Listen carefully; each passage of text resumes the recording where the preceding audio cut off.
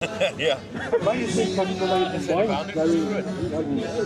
Maar wat wil jy? Jy het maar Naxia en Sean.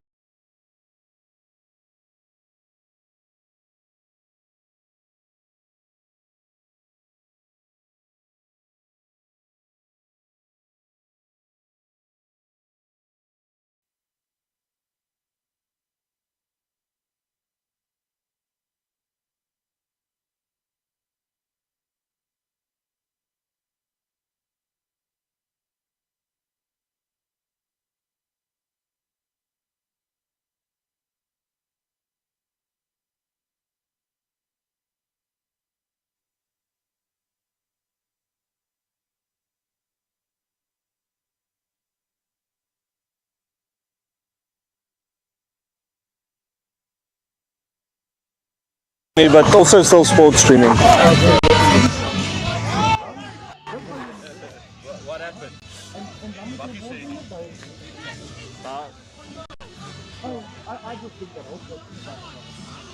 Mic check, testing 1 2 1 2 1 2. Ja. 5 minuten. Mic check. Can you hear me? Mic check. Can you hear me? Can you hear me on this glorious day?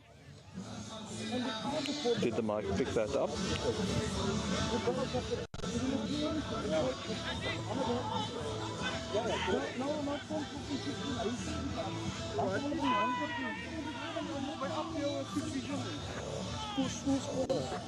I think something might have happened. I don't know, but even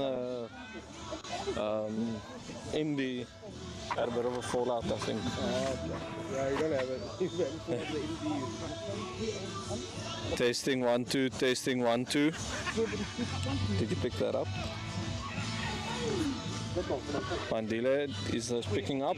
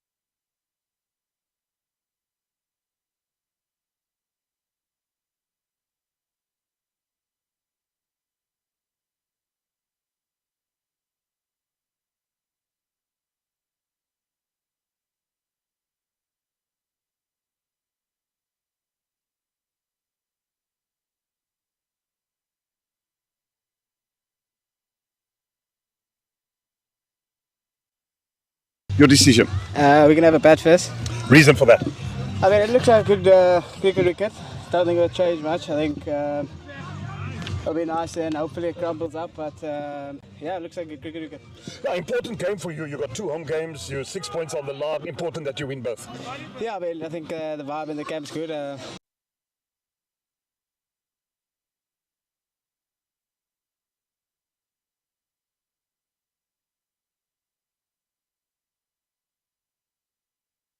Changes. Leon Borta makes his debut and Sean van Berg comes in. Thanks, try play well. Thank you. Welcome back from sunny Saja. Very sunny, very sunny. Well, this is heaven today, Bjorn, isn't it? No, it's nice to be back in Paarl. So hopefully we can get a good result here today. Good season so far for you guys here at the Lions. Yeah, tricky start. It's always tough coming up against the Titans in the IFL. So lovely the way that the boys have come back, and hopefully they can carry on that string of performances. Yeah, I just want to focus on Junaid Dawood. He's, I mean, top of the pie there in terms of taking wickets. 10 wickets already this season. You must have been very impressed. I mean, I know you were away, but how he's performed in your absence? Yeah.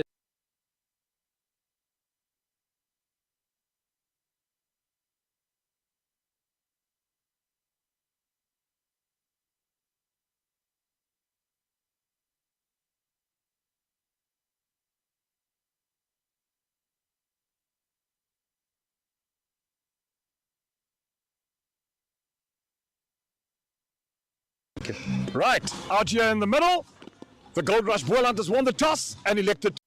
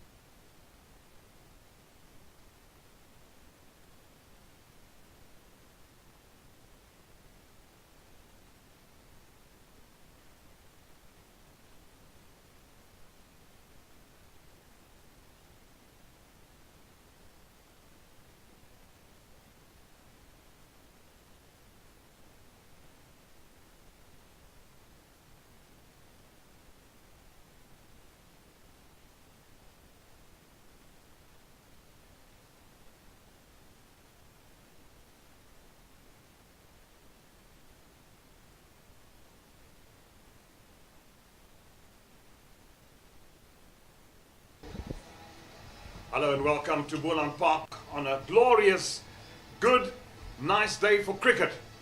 And that new laid was part of the sponsorship here at Boland Park, and good to see that all the adverts and things being exposed, and that just makes the game all the better. Goldrush, Boland Park, that's where we are, and Boland have won the toss and they've elected to bat first here. It looks a good wicket, and one thing the groundsman here always prepares outstanding wickets in terms of cricket. Well, there's also 100,000 up for grabs, and we'll be going through all the advertising regalia later on, and this tournament was on Nawe T20 challenge that will go until the 27th of August. From the 27th of, before we talk about teams and what's going on, I have my colleague here with me this afternoon, Johan Ferreira. Very welcome to you as well, and good to be here. Yeah, thank you, Jeremy. It's great to share the commentary booth with you to start us off on a glorious afternoon in Paarl. We woke up to some drizzle, cloudy skies, but that's all disappeared, thankfully, and we've got a good day's cricket that's lined up in front of us. And I guess the first storyline is the pressure that's on Boland specifically. If you look at the top three, the way they've just pulled clear, Dragons at the top with 17, followed by the Titans, who had an impressive victory over Boland in midweek. Lions in third position on 14, and then you've got 6 points differential between the Lions and the Warriors. Western Province after that, Boland on 6 points. So the emphasis really is on must win for Boland in their camp, and they've got the home ground advantage. They've won the toss, they've decided to bat first, now they've got to put the runs on the board and give their bowlers something to defend. It's set up beautifully, but definitely more pressure on the hosts versus the Lions position. Well, absolutely. I mean, there's just no looking back. I had a chat to Justin Ontong, and he said, look, I've made 1 or 2 changes to the team, and he said, look, we just need to win. And I said, yeah, it's important. You need to win both your home games. They've got a game here on Wednesday. They've got to win today. First of all, start winning today. Then you've got to win next week, and then you'll find, because I think the juggling is this weekend in terms of where the log is. Whatever team keeps the impetus and keeps going. I mean, the Dragons are on top with 17 points, and so you need one of the other teams to lose and you to have a win somewhere along the round. You talk about Justin Ontong, and you walk onto the field and you're surrounded by so many great players. Amla, Donald, Ontong, there's so many former international players that's investing back into the game and part of the coaching structures. It's wonderful to see that. Great for the game. Yeah, absolutely. And I mean, the head coach of the Lions, who was Russell Domingo, I had the privilege of being manager of the South African A team when we were touring India with him as coach, bringing in Donald. Spoke to Alan Donald. He said to me, Jeremy, it's just so great to work with these youngsters. And Al, at 58, and you know, one of the prime bowlers that South Africa, to give back to young players. You couldn't ask for better. You can't ask for a better coaching staff in South Africa than this. You've got Robin Peterson involved at the Warriors. You've got Justin Ontong here. What better does players want than to have guys that have been there, done it, and got the T-shirt? So, yeah, talking about Alan, I hope you will forgive me for mentioning this, but he turns 58 years young next week. It's his birthday next week. What a legend. 330 test wickets, 4th most for South Africa. I mean, Russell Domingo, what he has done for South Africa, you've alluded to him already. Just how he's been involved in coaching structures. Justin Ontong, that's from these parts, playing test cricket, ODIs and 14 T20s. He was part of that World Championship of Legends tournament that was held in England recently.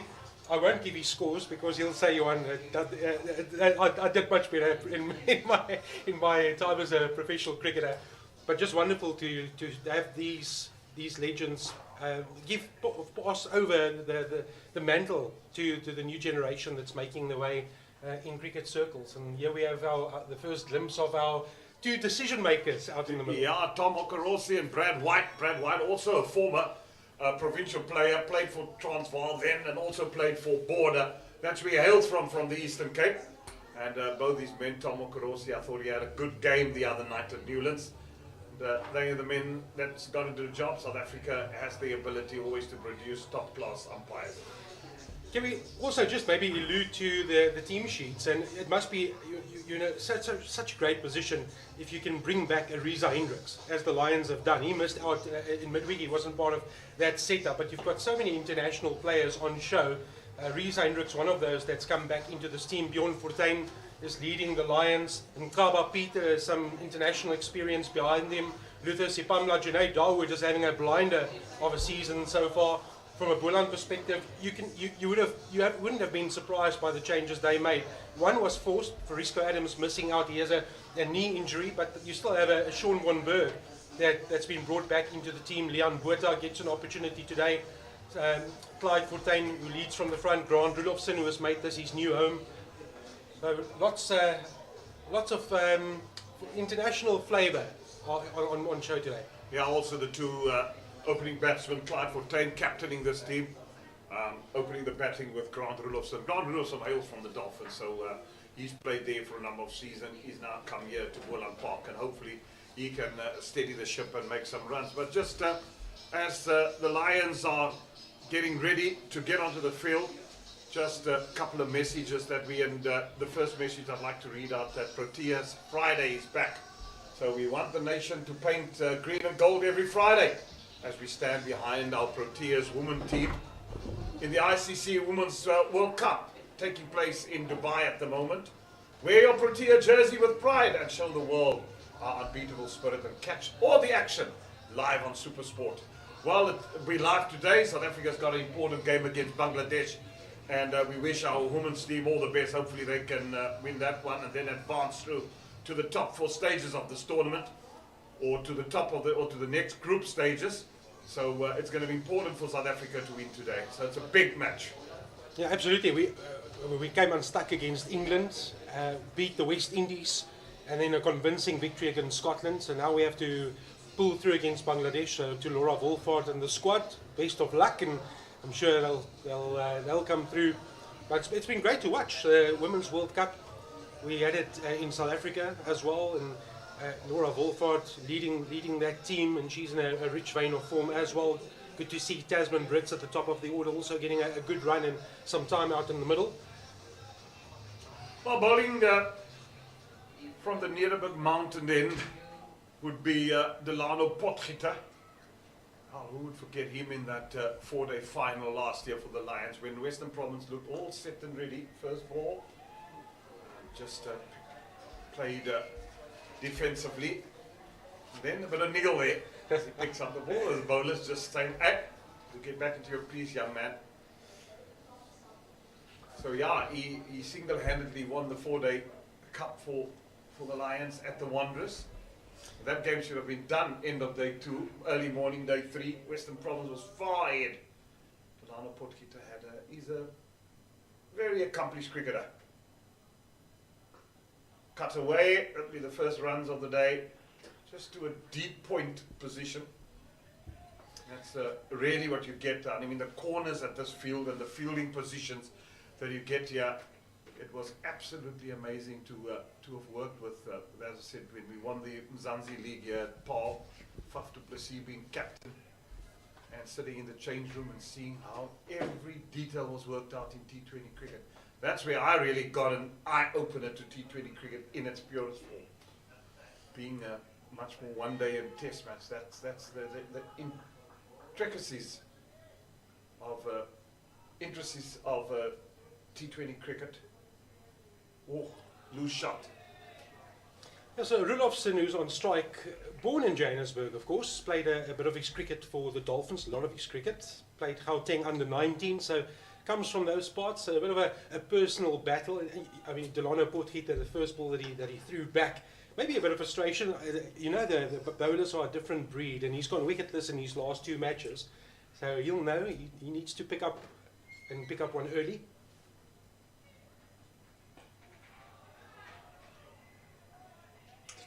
Well, the groundsman here, Rupert Bailey, has done a fantastic job.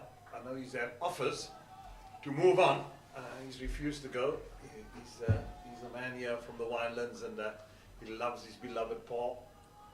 So, yeah, sometimes when you're rooted, I mean, even Johan Ferreira has also converted now from the dust streets of Gauteng to come to Boland Park and to the Paarl region. Oh, it's an outside edge, and that'll go away for 4. There's no slippery position. There's a gully, because you normally got your field a bit wide, and that is fortuitous from Fortuin. or Rudolfsson, I beg your pardon.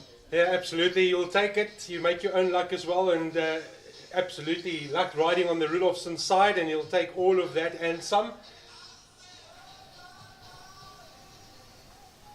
That's a good line from Potgieter. He enticed the drive, he got the reward, but not in the wickets column. But he'll take some confidence from that and say, okay, if I'm just outside off stump, maybe fourth stump, four and a half, that's where Rudolfsson wants it, so I'll maybe dish up one more.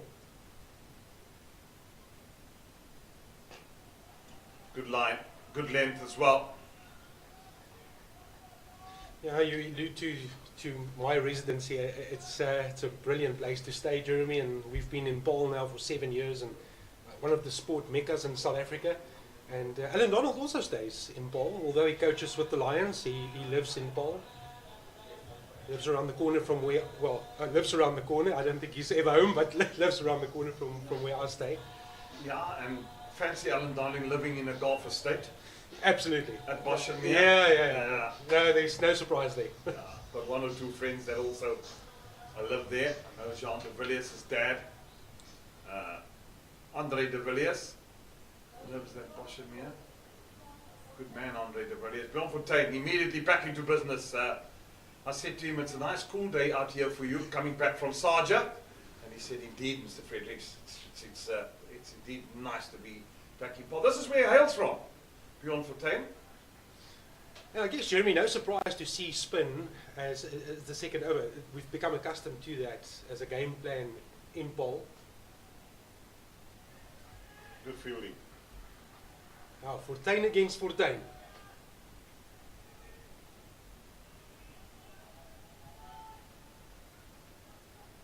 No family though. No.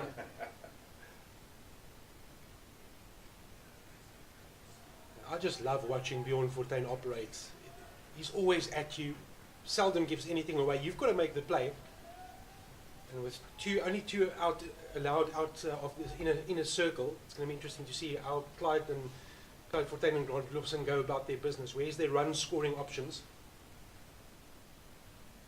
That's a good shot. I just love that. He waited for that delivery and he just glided the ball, knowing that the line that Bjorn Fontaine, that one is just straight up the straight, and a lovely little glide for two. Yeah, the one thing at this ground is you're not just going to hit 4s and 6s, you've got to run well. So if you run well from the beginning, you can get a comfortable score. Then when the opportunity arises to get the boundary, you've got to give it the kitchen sink.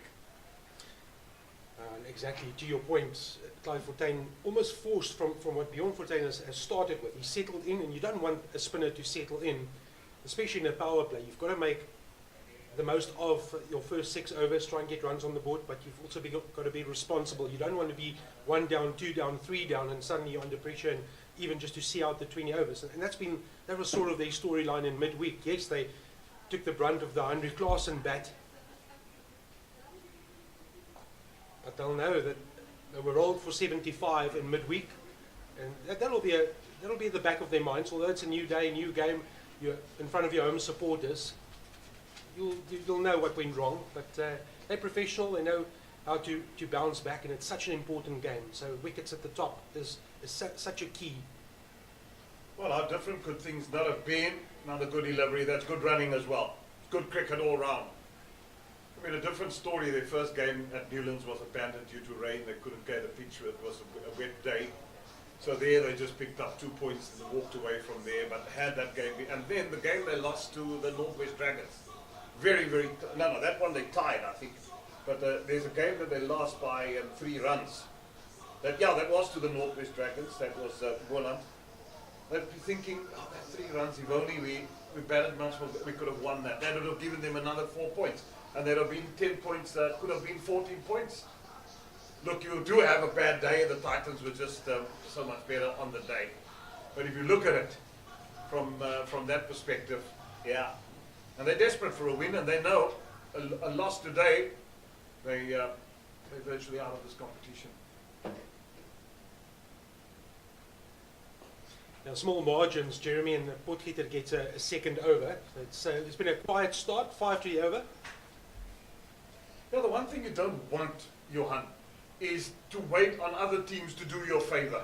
By a team losing so that I can get into a semi-final or a qualifier, you want to do the job and make sure that, because that builds on momentum, moving on. Yeah, absolutely. It'll be interesting the tactics between the two. Rudolfsson, out of nature, is a very aggressive batsman.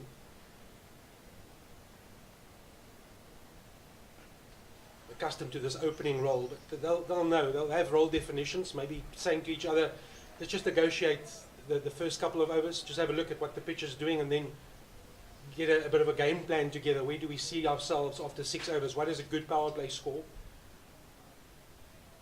Yeah, you gotta look, you gotta make dot balls minimum in T20 cricket. There was always a theory that way back when Faf was captain and we had the Mzansi League, that in a 20 over innings, less than 36 dot balls was the aim. Because you don't want your dot balls to be over 40, then you're in trouble as a batting team. So that was always the attitude. We've got to run hard in this field. We've got to make sure that gaps is, bowlers make the mistake, bang, you hit it for 4. A brilliant and disciplined start from the Lions bowling attack. Got a deep square and a long on out protecting the boundary as the two options outside the circle. And as I praise the discipline, commentators goes. Yeah, very rare that we've seen a bad delivery. And that just shows you how disciplined they were and how disciplined they are. And they've been throughout this competition, the Lions.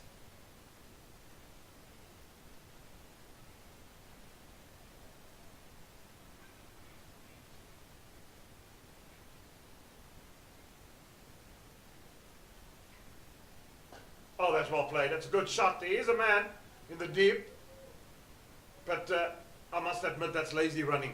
Should have pushed for 2. That's what's going to cost you the game. If you just look how they ambled this first run. You know, should have pushed hard. It was there. Fielder had to come in. It could have been easy too had they run better. Yeah, we saw glimpses of the importance of that when they pushed a single short to Fortuin in the previous over. So they know that the importance of getting ones and converting ones into twos.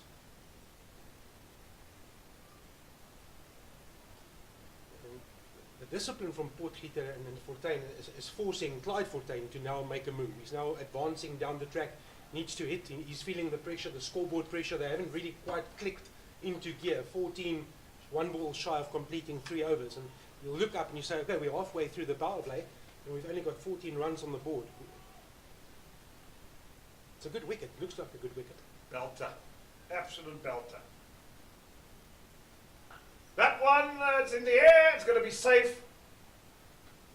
And it will go for 4. Well, that was a much needed boundary, that. It's the first shot out of anger that we've seen in this bowling innings or batting innings then from a Boland perspective, and it's brought reward. So Rudolfsson goes on to 10, Fortuin has 6. Anything just short of a length, Rudolfsson will go for it, especially with the field up. It was worth the risk and he got the reward. So welcome boundary to Boland. And they'll move on to 18 after the first 3 overs. Fortuin will also double up. Well, he's second. Yeah, you've got to get this run rate. You've got to end it by 8-9. No run. At the end of the 20th, that's where you want to be, and that's your aim got to be. Total on the board, you've got something to defend. Let the Lions then make the play. And you know, got this runs on the board. That's nicely cut away. Upish. Fortuitous. Fortune favours the brave. A lovely shot from Clyde Fortuin, some improvisation. He just moved towards the leg side. The width was enough for him to just get under the ball and free his arms, and with no protection on the backward point region, he could help himself to a boundary. The move came early. You'll see just before the release, he was just thinking about it, made some room, over the top she goes. Good timing, good bat on that as well. Back-to-back boundaries for Boland. Is this going to kick-start the innings? Again, a bit of a yo. Will they think of a second? No.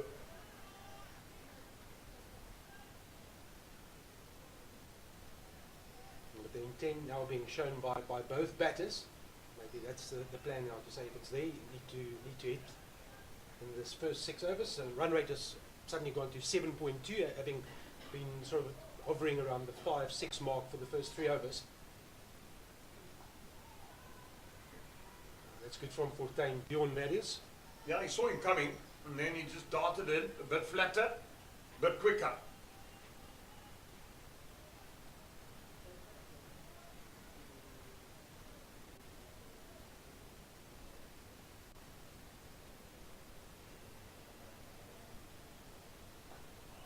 Oh, that's brilliant bowling. Good running too. Yeah. Just nudged it onto the offside and scampered through for a single, moves the score into 24. 2 balls short of completing his second over.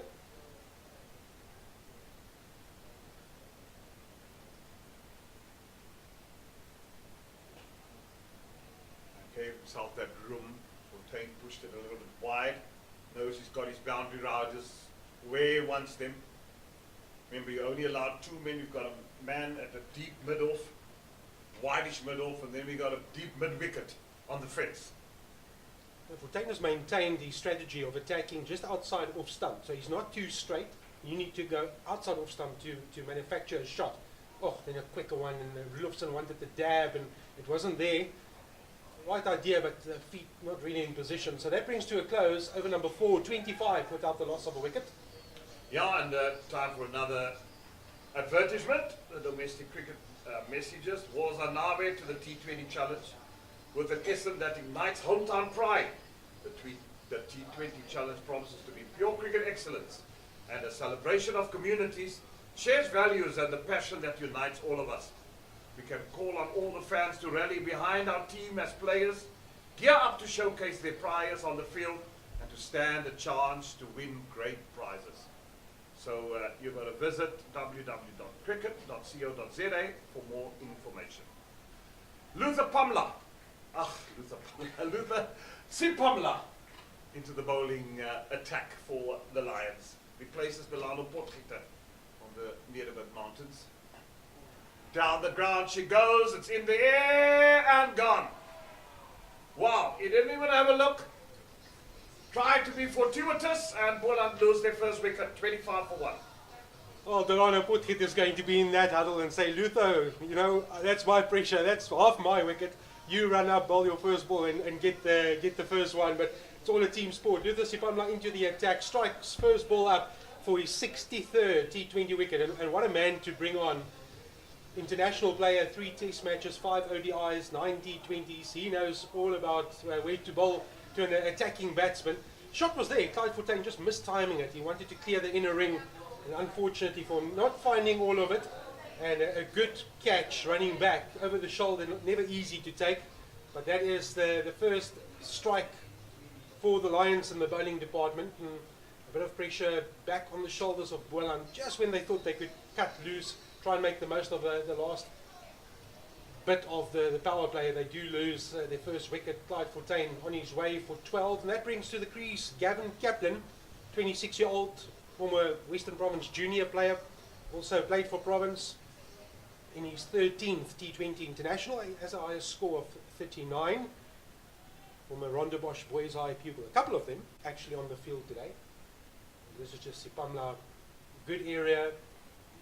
Fortuin saw it, knew what he wanted, execution just not there, and that has resulted in the first strike then for the Lions. Pressure will shift onto Kaplan and Rudolfsson.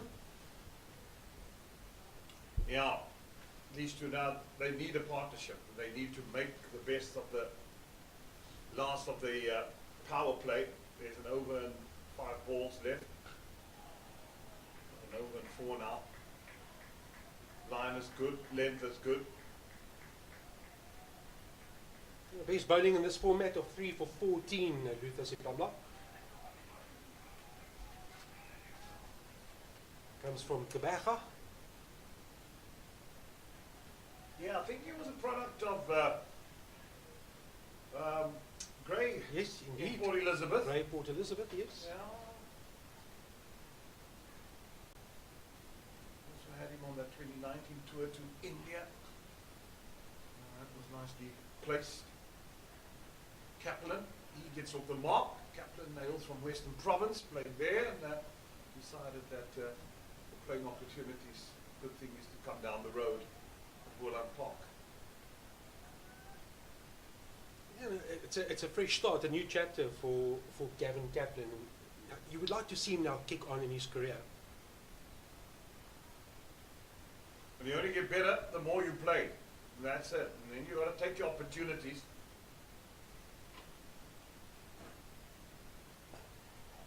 Sometimes you get youngsters, they get to this level and they just don't kick on. And yeah, you've got to give them enough. And that's why I'm saying at times I just feel that at provincial level we just don't play enough cricket. And that is part of the problem. Because you can only get better by play. You can have 1,000 net sessions. It's not the same as playing and batting out in the middle. Getting that feel. Absolutely. And they've entrusted him with this very important key number 3 role. Oh, it was there to hit, but he spinned him. Oh, that's hurt Rudolfsson. That's hurt him badly. Fizia will probably run onto the field. Oh, that's a nasty one. At pace, short rib. That's going to be more than a tickler, and it's probably going to leave a bit of a reminder tomorrow and Monday. And Tuesday. Yeah. And Wednesday. Not going to disappear that easily. Nice little stinger in that rib cage. It's nasty. Oh, he's done well to get up and stretch. Imagine you had Dale Steyn and Donald at their best bowling you that one. I think we'd have to get the ambulance there.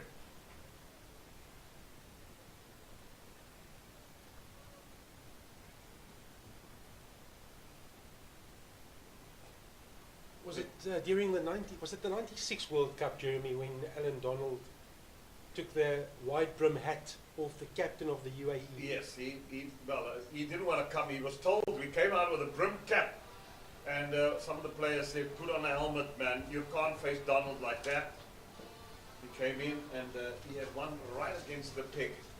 Bang. End of 5 overs. Johan Ferreira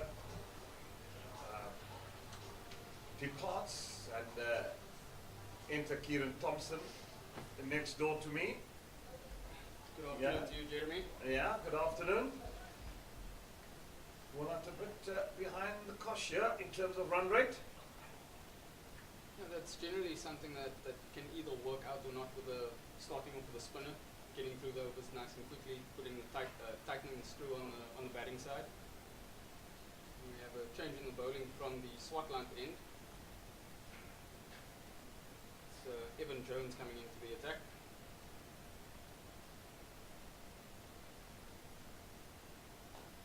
That's a bit leg side-ish and whooped around, but it will be cut off. We'll go back for 2. Rudolfsson now moves to 14. Yeah, and you would think that from this point onwards, Rudolfsson would want to start kicking on from here. He's got himself a nice start, 14 of 16 balls. It's been there from the start, so maybe time to up the ante. Swings it around again. More work for Sipamla. This time just the single.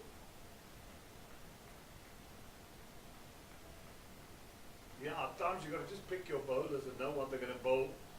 T20 cricket. Can't be eating. I just felt time for potential. Just had a look at Sipamla. I know you want to get a move on, but just see what he's doing. And then look to attack. Yeah, he tends to do that from time to time, does Clyde. Gets himself a nice start and then throws it away with a bit of an erratic shot. Yeah, that's right. Sometimes you just feel, why hasn't his career kicked on? Because, goodness me, I've seen him schoolboy level, under 19 level. What a player for the future. He's played some good innings also here for Boland and before that Western Province, but just hasn't kicked on where his talent is and where he should be. Even at the Warriors, he had a pretty good stint over there. Yeah.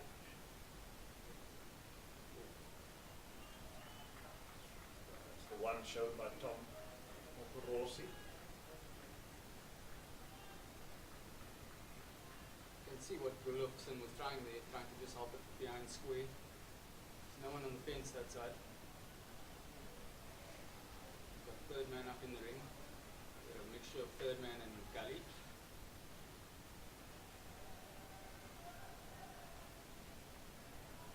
That's wide. It's cut away. Oh, it's good fielding. It nearly bisected both of them.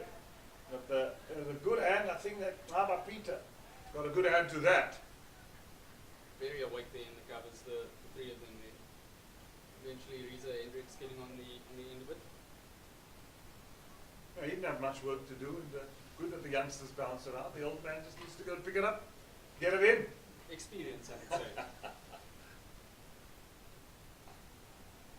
Good delivery, well played, good run. Pretty solid over. Yeah, it's a big field here at Boland Park, so running between the wickets does become imperative.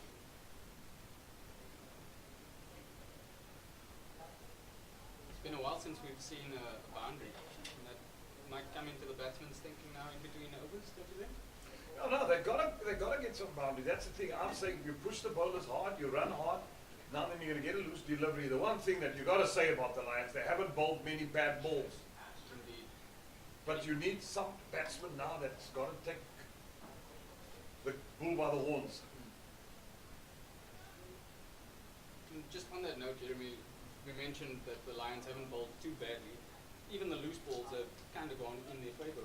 That one now just being stopped in the covers. Had it been left, it would have been a wide. Yeah. That creates more pressure on our bowls. Good to see bowlers bowling that length. Full, straight. Try and get it at Yorker length. Paarl has really grown nicely as a bowler. Indeed. I think he's sacrificed a bit of pace. Because I think he was young, raw, quick.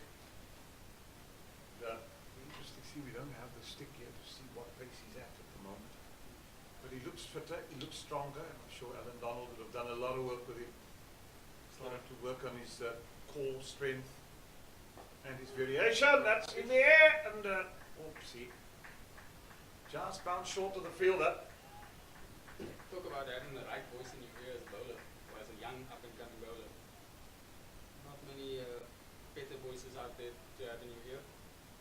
Absolutely. And then batting, you look up, you look at Hashim Amla, you look at his test career, was high 40s, and who would forget that 300 at the Oval. Graham Smith put on one massive partnership.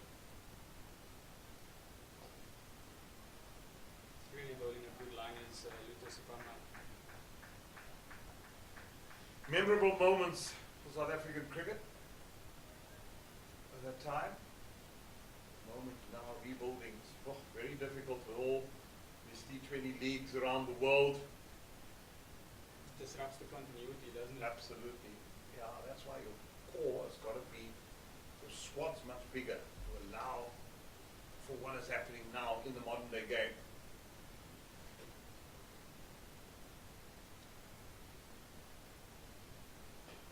Yeah, it's a matter of adapting, you know.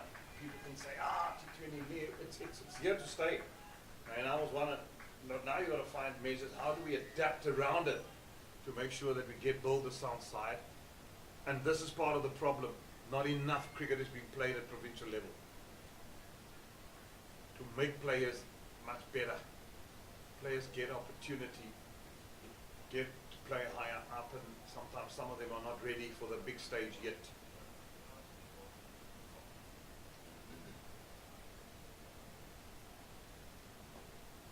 Nicely played. In unison. Jinx. Yeah, and you look at Australian cricket, I mean, those guys played at Sheffield Shield cricket, and when does batsman get selected? A guy like us, he got picked at 27, 28. Then what was his provincial average? Almost 50.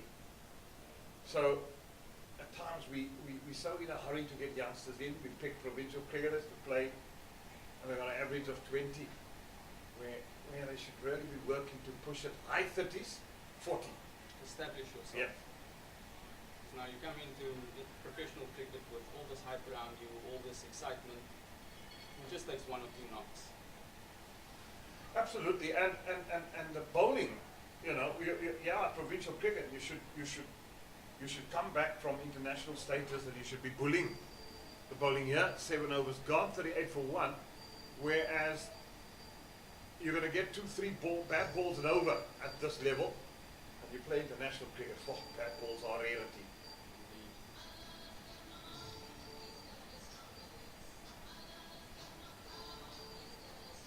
Just looking at that that dugout for Boland over there, wonder what types of conversations they'd be having now. 38 for 1 after 7 overs, run rate of 5.4 and over, not great. Well, we saw the other night Western Province how they struggled with their run rate. Just see the same after he just flicked down to third man, to fine leg. But it's boundary here and there that's needed. They need to push up the ante in terms of the run rate. And definitely there's wickets in the bag, so a few risks here or there wouldn't hurt at all. Yeah, you won the toss, you elected to bat.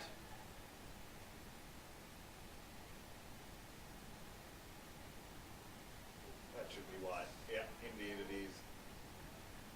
They're very clever because I think they wanting to entice the hook shot. If you look at the boundary on the leg side, you've got your point boundary with covers. Then you've got fine leg. You've got a man right back there, it's square leg on the boundary, and you've got a mid wicket on the fence. Cut away down to third man. Just be a single though. The Boland need a lot more than singles. Need to get at least a boundary every over for the next 4 overs, I would say, just to put themselves in a bit of a more healthier position, because that scoreboard pressure will eventually start to tell. Yeah, you got to get a boundary and then singles and twos. That's cut away. No way through. The passage to India is blocked. See that movie? For the passage to India? Can't say that I have. Might have been before my time.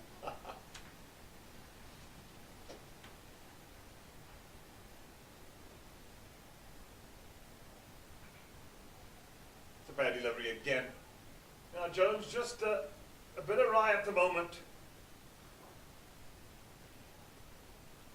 This is where Boland need to actually capitalize.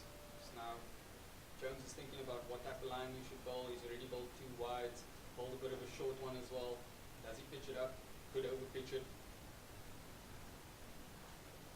Flicked off the legs. Looking for 2, but it'll just be 1. Some good work out in the deep there. By Junaid Dawood. Fellow Rondebosch boy. Are you also product from Rondebosch? Indeed I am. A lot of you around here. For some reason, Paarl seems to be the place to be today. Ooh, it's a good comeback from Jones too.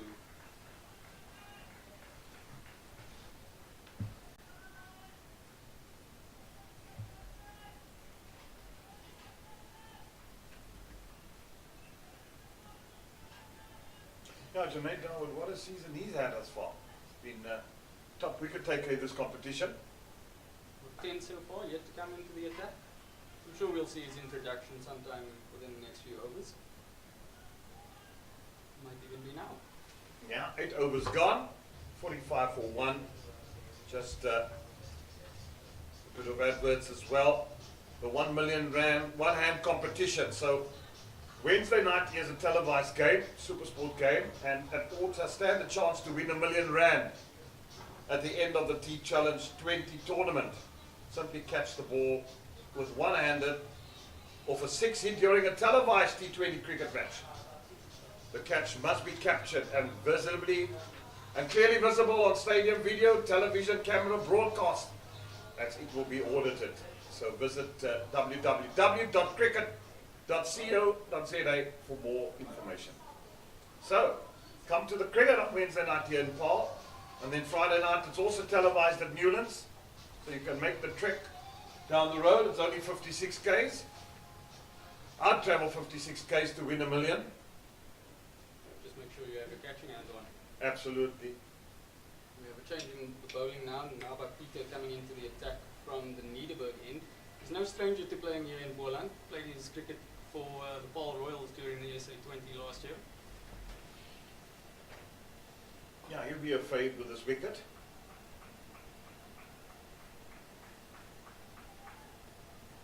Bit of a loose start there. Yeah, good time of the year to play here.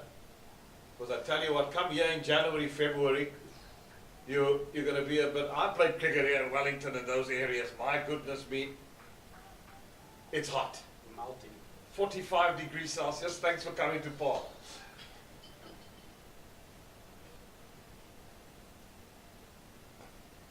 Oh, that's cut away. Handsomely for 4. 50 up for Boland. And that's a it's a very good shot there from Grant Rulofsson, just giving himself some room on the offside there. Wasn't a bad ball by all means from Peter. He just gave himself room. He backed away to leg stump and just opened up. Was the conventional leg spinner, the one that's turning away from leg to off. Again he goes, same shot, no result this time. Yeah, so you come to this part of the world, you come here at 6'4" in January, February, you leave here at 6'3". Make sure you stay hydrated. It's another quicker one from Peter. Just couldn't cut that one off though.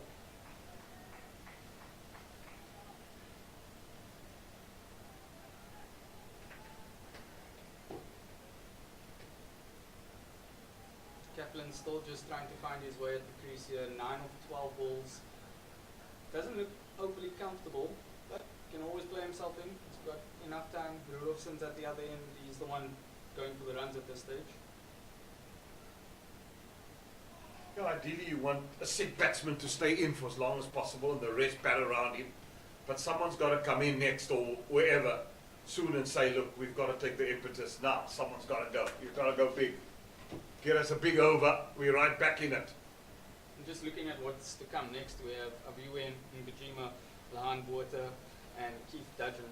Maybe Sean van Berg as well.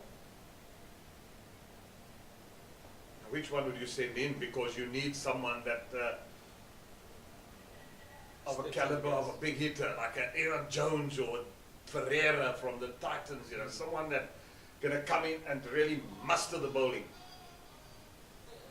You can't have much of a muchness, and I feel in my criticism of this batting lineup is that there's much of a muchness down the order. Indeed. Too much tentativeness. I mean, you are the home side, the impetus is right there for you. They are the ones under pressure, Goldrush, Boland.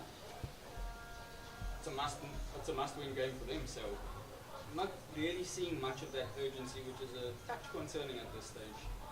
Now he's into the attack now.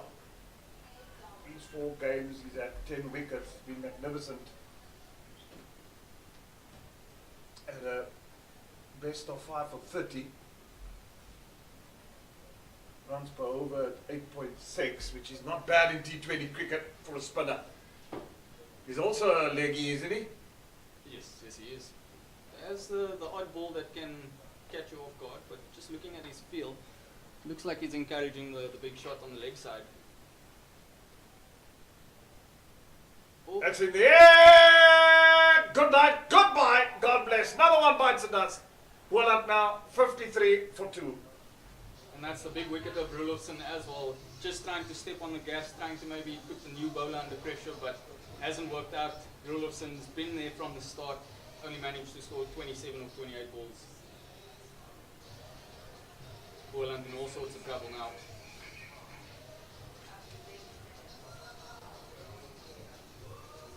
Vive Makajima comes in, Rulofsson departs. Yeah, Boland under pressure now.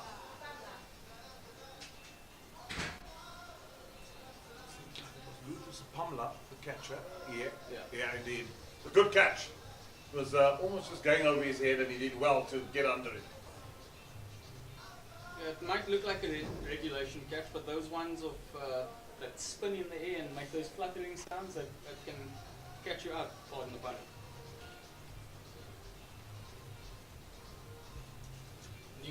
New man at the crease now is Abiwe Ngajima. Can he be the one that lets loose and takes it to this Lions bowling attack?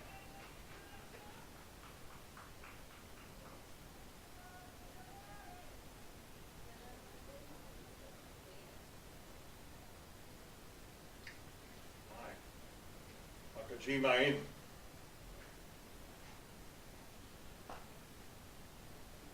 A bit of hair there. Got a good googly also. That's what the batsman's got to watch out for. The one going the other way turns from off to leg. And Jeremy, that wicket just now, that makes Dow the leading wicket taker this season so far. It's on 11. Bold. Nicely played as well. I think one thing the batting side needs to do as well is maybe start running that first run a bit harder. Put the fielders under a bit more pressure, because at the moment it's too easy. I think that was the googly.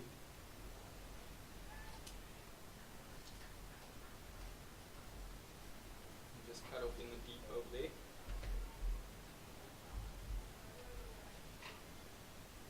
Looks like Evan Jones from here.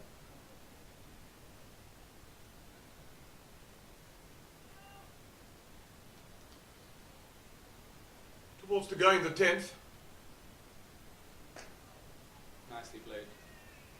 Can that make it to the boundary? Some good work out in the deep there. Evan Jones. Oh, that's why you have the good boundary riders out there, just to cut off that 4.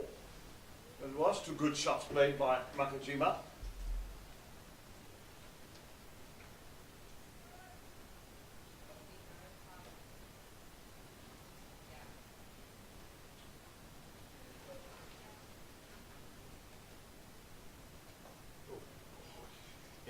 Cheeky single. But, 60 now for 2 after 10, and they really have to put the pedal on the gas. And for the next couple of overs, as I have a welcome break, it will be Kieran to continue with Johan Ferreira.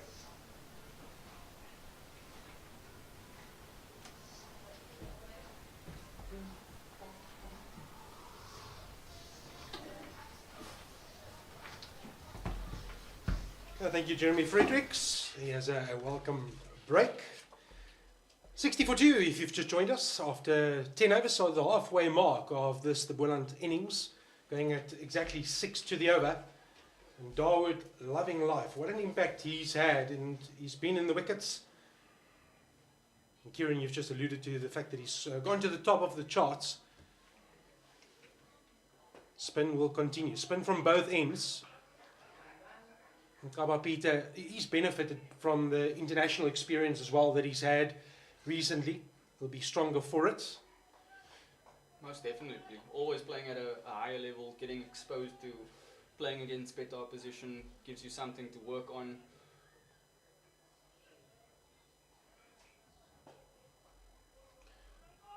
Do they think of 2? It's going to be risky. Fielded it well, just to cut it off. There's Teresa Hendricks over there. Now, what a man to bring back into your team, Teresa Hendricks. The Lions aren't short of any talent to pull from, bring into their side, and raises the quality. Peter continues in his second over. Well, there's protection on the boundary. It's heaved away by Ngujima, but only gets the single. I guess another thing with the spinners operating in tandem, the overs go by so quickly, and you'll suddenly look up at that scoreboard and realize that time's running out, and you don't quite have the runs that you might have anticipated at that stage, and then that brings risk. Sometimes it works, sometimes it does not, but they've got to be alert to the quality or the importance of the singles and the 2s. Not an easy ground to get a 3 on, and then of course the value for boundary options, which has been few and far between. Lions have been allowed to settle in their bowling department. They've hit their lines and they've given very little away. This time there's room given, and Well, fortune favours the brave. This is coming down towards our commentary position. It will be cut off. Boland pick up 2 over there.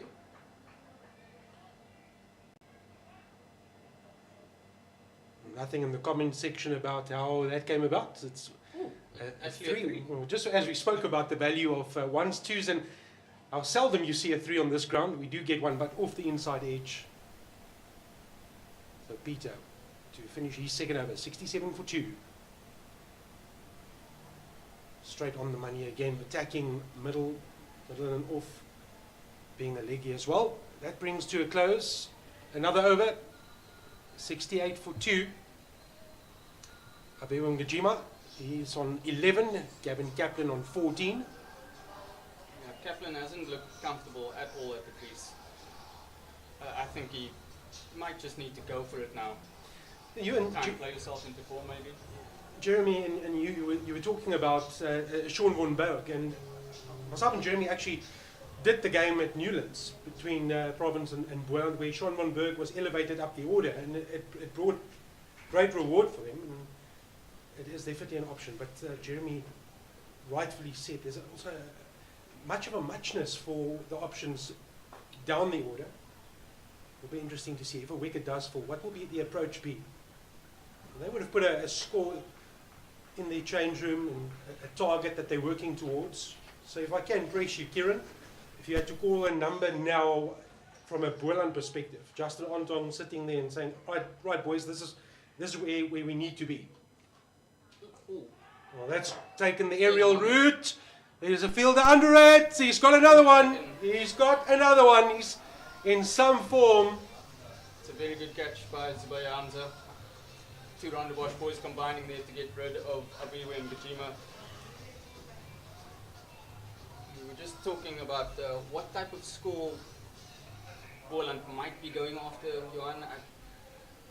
Considering winning the toss and the conditions and the track itself, I would think anywhere between 160 and 180 would be a competitive score, but the way things have gone or unfolded thus far, I think a score of maybe 150 is doable. Whether that's dependable is another story. Well, Darwood, 2 for 8, busy with his second over.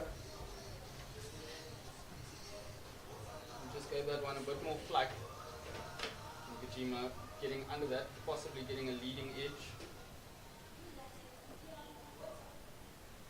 That brings Leon Botha to the crease. But you have to say it's the pressure that's been built, and you alluded to Kaplan not looking too comfortable at the crease. He's 15, has come off 18 balls, and maybe Ngajima just said, my role here is to up the ante. I'm going to have to take some risks because we're just not ticking along quickly enough, and they paid for it. Leon Botha, part of the University Sport SA team earlier this year, a newbie in this format, making his debut today. Hails from Cape Town, 23 years old, so great opportunity, what a platform to make your debut, and a bowling attack that's got a lot of experience. So let's see how Leon Botha goes. Butterflies will be there, doesn't matter who you are. When you do walk out for your first match in any format, they will be let loose out of the cages, and it's how you handle that butterfly attack. I think there's a little bit less flying around now that he's got bat on ball, just starting with a single. You don't want the duck. No, you want bat on ball, and you want to get off the mark as quickly as possible, and that is done. What a way for you to make a name for yourself, test yourself against a very good Lions team, currently 3rd on the log. This one is cut away. Not square enough to convert, or maybe manufacture a possible 2. So it's very economical from Junaid Dawood. 2 for 11. Now, all the Lions spinners have worked at tilt, and I think that was set by the captain, Bjorn Fortuin, at the top of the innings with that first over. What an example to have to follow. This one is just nudged onto the onside, and great work of his own bowling from Junaid Dawood. Can't prevent the single though. The score moves on to 73 for 3 after 12 overs.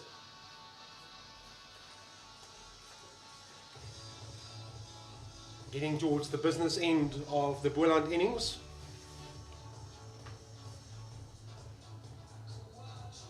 Cricket South Africa and Hollywood Bets are excited to bring you the Hollywood Bets Pro Series Women Professional League, made up of the Hollywood Bets Pro 50 and Hollywood Bets Pro 20, that started on the 4th of October. For more information, you can visit www.cricket.co.za, hashtag it's our time, hashtag wars are nowhere.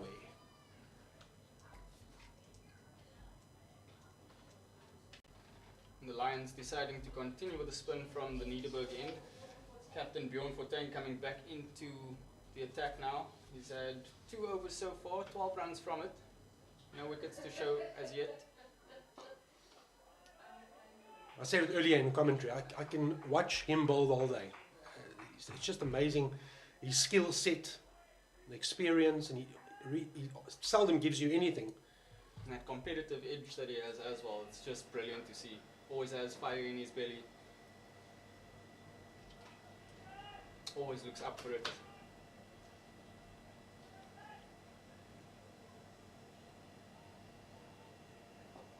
Right at the Botha patch. He knows Botha's new. He's going to have a look. Feet might be a bit lazy and static. A bit jittery as well. He is on debut. It's a good line and good tactic from Bjorn Fortuin there. I just feel that something's got to give. The singles, Lions will take that. They've got a lot of explosive power across the board. They bat right down. So they'll take the 76 for 3. Nothing daunting about the run rate, which is at 6.1. It's a runnable. It's comfortable. Early move from Leon Botha. So he's faced 4 and he's taken 4 singles of those deliveries. So this stage, strike rotation, good from the new man at the crease.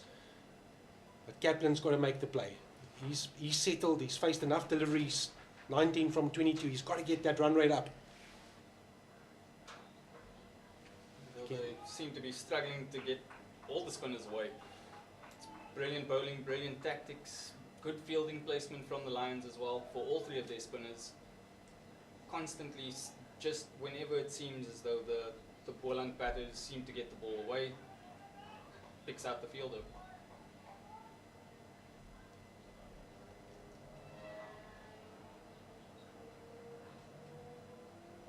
Right on the money again. Can't prevent the single, unfortunately, for Fortuin, but it's resulted in an over of 6 singles. 13 gone, 79 for 3. Kaplan on 20, Botha on 5. And again, it's been a while, or another brief break since we've had a boundary for Boland. If I was one of the Lions players, I would definitely be reminding them about that out in the middle there. Just to create a little bit more scoreboard pressure. 7 overs left, 79 for 3 after 13.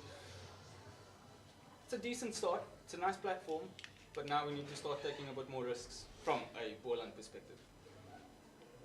2 overs to go before we get into happy hour, the last 5. You want wickets in the bank at the same time, you need to keep going, keep ticking that scoreboard over. Maybe that is the tactic to say, right, let's reassess at 15. What do we need? How can we use the last 5 overs to the best of our ability? And what sort of score do we need that is defendable? 80 for 3. So they've moved past the score that they were dismissed for in midweek. 75, very disappointing batting display against the rampant Titans outfit. This one is nudged into the gap, must be too surely. The slide comes and that is what they do get. So a bit of urgency in the running department. Yeah, that's very good running compared to what we have been seeing thus far. A little bit lackadaisy, maybe lethargic to run the first one.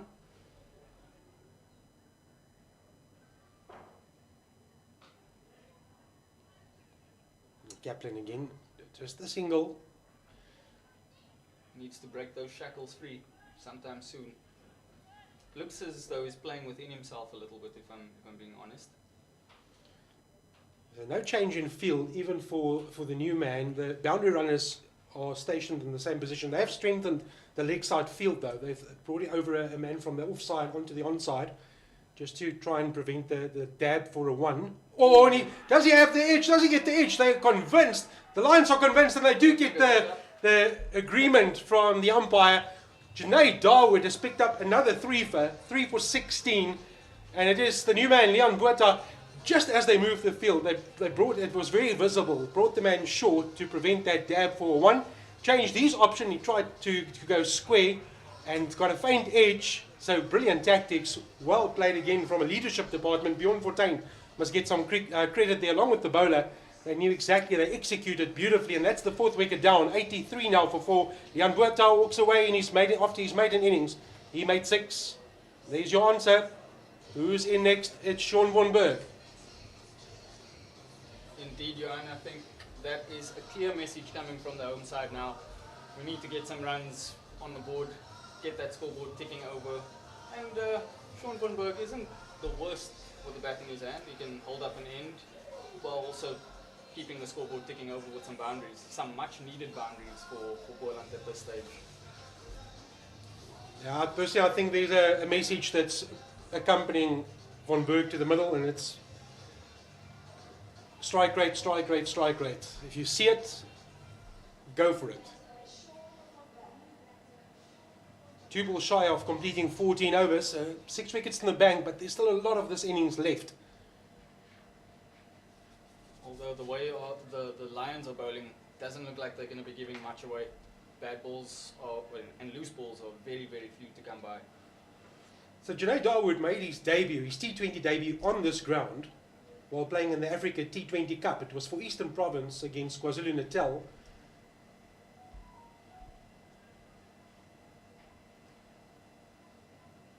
But 10 wickets in his last 3 matches, now +3, so 13. Really coming into his own.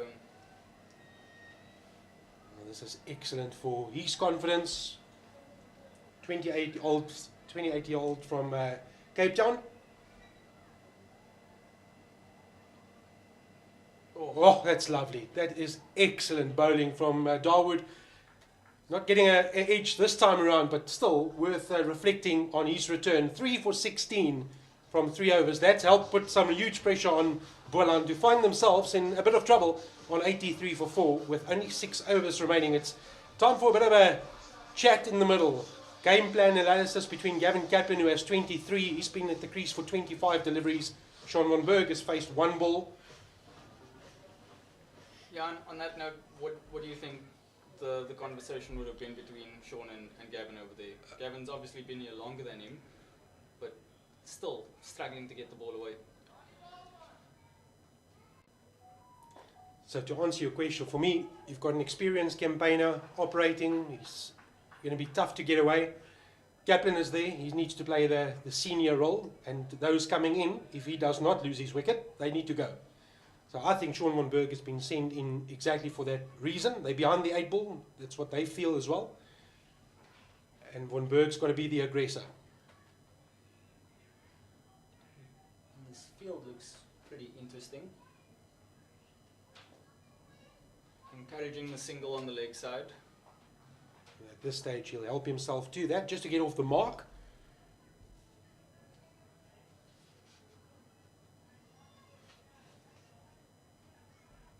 They made numerous changes from the team that lost in midweek. Leon Botha on debut, Ngijima brought back Siyabonga Mahima, who's a spin option as well, and then Sean von Berg. Frisco Adams missing out, one of those missing out. Peter Malan, who played in midweek, also not part of this lineup today. Michael Copeland. It's a very disappointing defeat in midweek. Just sliding down towards the next side. It's hit the pads. An extra will be added. Was there a bat? It seems that there was a bit of a tickle. Umpire's not too sure himself. It's a run given. I'm sure Kaplan will be happy about that.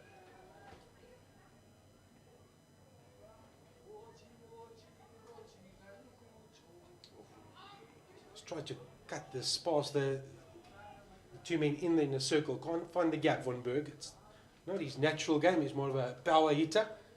can nudge it around as well if need be, but you just feel that the big shots are worth more at this stage. Here he goes, waltzes down the track. Fortuin saw him coming, drops it in shorter. And that's really smart bowling from Bjorn Fortuin. I mean, most of the field is on the offside or inside the ring there, trying to encourage the batter. If you want to get that boundary, you're going to have to go up and over, more risk. And at this stage, I don't think Boland are in the spot to be going for a lot of risk. Fortuin, his spell is something of the past. 4 overs for 22. Did not pick up a wicket, but you just feel that he was worth a lot more than the wickets column might suggest, being empty, but he only conceded 22.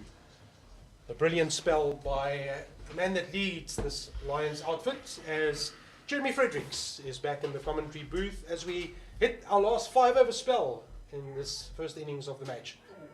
Yeah, hopefully we're going to see some fireworks, because we need to see fireworks. The crackers has got to go off at a rap. It's got to become Diwali now. But they're really battling the men from the Wildlands. Oof, that's the inside edge.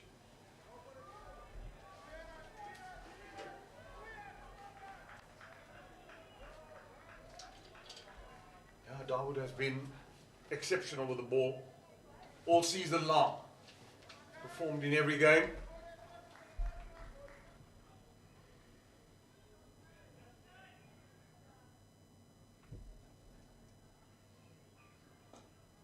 That's the rare bad ones.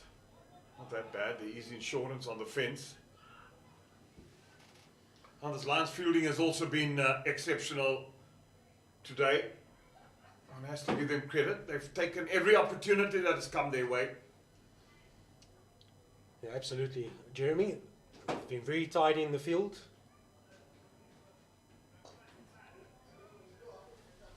And through their discipline, it's put them in this great position. Every time that Boland has tried to force the pace, they've been pegged back a wicket. There's never a good opportunity at losing a wicket, never the right time, but they've taken wickets at the right time. And they've just halted the momentum every time. 90 for 4. But I never looked at any stage that Boland was going to take the impetus. Never at one stage. It was, as I'm saying, batting order, the bowling has been good, but somewhere along the line you need a game breaker. And I think that's lacking in their middle order. Someone to come in at, as I said, the caliber of a Ferreira or a Stubbs or whatever. That's what you need. Someone that's a game breaker, that can just do something different. Oh, that was just over the inner ring for a single. Well, it has to happen now. They know what's coming. Let's just conclude the Dawood spell. What an excellent spell it's been. 4 overs, 3 for 21, 13 wickets in his last 4 matches. Was a nowhere to the Indian T20 International Tour. You know that India is coming here for a couple of T20 games here in November. So our Proteas men will take on the current ICC T20 World Champions India in November for a thrilling 4-match T20 international matches. Visit www.cricket.co.za for your tickets. Wazanawe, hashtag be part of it. So yeah, India's coming. India currently involved in a T20 series with Bangladesh. South Africa's next test opponent, Jeremy. Yeah, we go there for 2 test matches, which will also be screened live on SuperSport. Devil Brewer is now part of that squad. Temba Bavuma missing the first test through injury, but he'll travel with the squad. They'll work with him. Aiden Markram taking the captaincy. Oh! Wicket time. That didn't pay off. Not at all.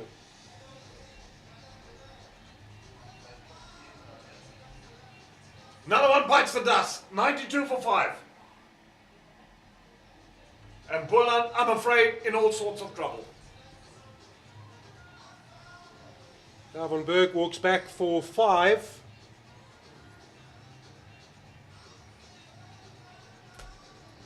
was sent to be the pinch hitter. He got 5 of 11 balls. So that just shows you that it's really been a battle for the men from Paarl. Keith Dudgeon is at the crease. 28 years old, born in Johannesburg, also played representative cricket for Gauteng at junior level. Last outing against the Lions was on the 21st of April. He won't want me to say this, but he failed to trouble the scorers the last time he faced this bowling attack. Kaba Peter then with a wicket as well. It's been the story of the spinners in the first half. Hasn't it been indeed?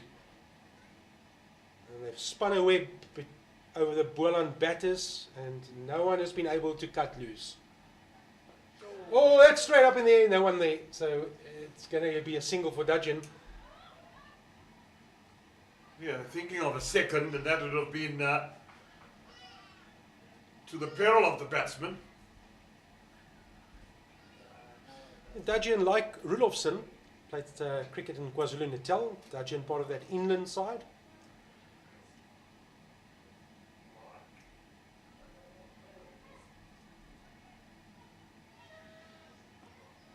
Cut away. There is insurance on the fence, only a single. And they've really made things as difficult as what they could, the Lions. They couldn't have asked for better. They're in an absolute commanding position here at Boland Park. Well, they've ticked all the boxes, absolutely. And almost 17 overs gone. Oh dear, gone! No. Oh, he was gone for all money, had he not got back in time. That's what pressure creates. Yeah, it's when it's not going for you, it all falls apart. A house of cards that collapses.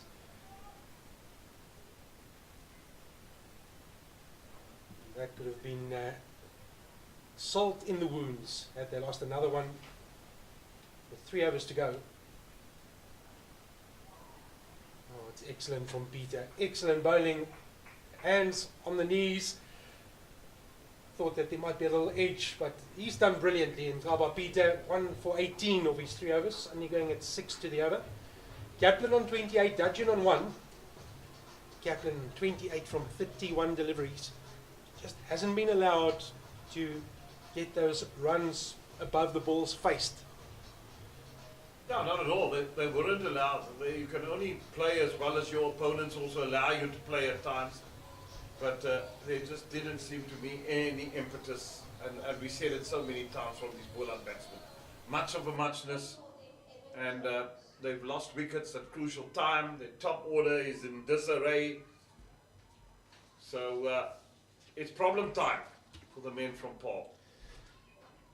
So some of the spectators that have come in this afternoon, and a lot of them have taken the shade, the position under the trees where it's more comfortable. Nice to see that the locals have come out to support domestic T20 cricket. Club season also starting this weekend in the Western Cape.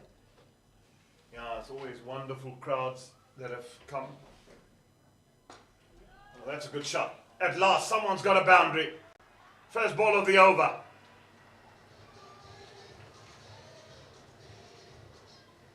There's Kaplan. Finally, he cuts loose or gets an opportunity to get a boundary. It has to be hit, didn't it? A short, wide bang. That's a good shot. Just use his power and feed up the offside, and a welcome boundary. We haven't seen enough of that from a Boland perspective.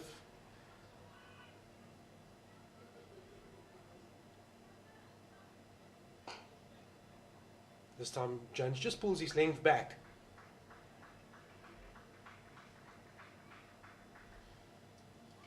Jeremy, probably no secret in a game plan from here. It's you have to go guns blazing. It's not going to help you prod around for the next 2.5 overs.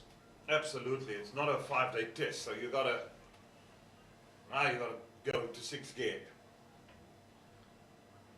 Receive ball, hit ball. Bang! There we go. Oh, what a catch. Well, it did see ball, it did hit ball, but it just didn't bring the boundary that was required. So dodge and gone. And Hamza once again, Zubair Hamza on the fence. What an excellent catch. It was there to hit. But set up beautifully, knew that he had protection. It still needed catching, and we've spoken about how disciplined the Lions have been in the field, and there's a further illustration of exactly that. They've taken every chance, half chance, and this is one of those half chances. Sometimes it bubbles out, but not today. The Lions have been in top form. That's a brilliant diving catch from one of the seasoned campaigners in this lineup. Yeah, he's been around, Zubair Hamza.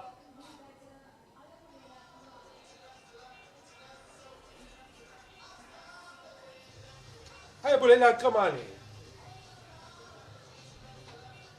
Yeah, just see how many players. I mean, you look at Dawood, Hamza, all hail from the Cape. And you look at how that Western Province team is struggling. What they could do with Hamza and Dawood, that I can assure you. Even down here at Boland. Yeah, Hamza with international experience behind his name as well. Fortuin has led brilliantly. Bowling changes spot on. Kamane hails from King Williamstown. Yeah, played for Eastern Province and Warriors for a long time. Then he went also, he had a stint at the Titans. Correct, yeah. 100 up for the Goldrush Boland. They've got a Goldrush this along.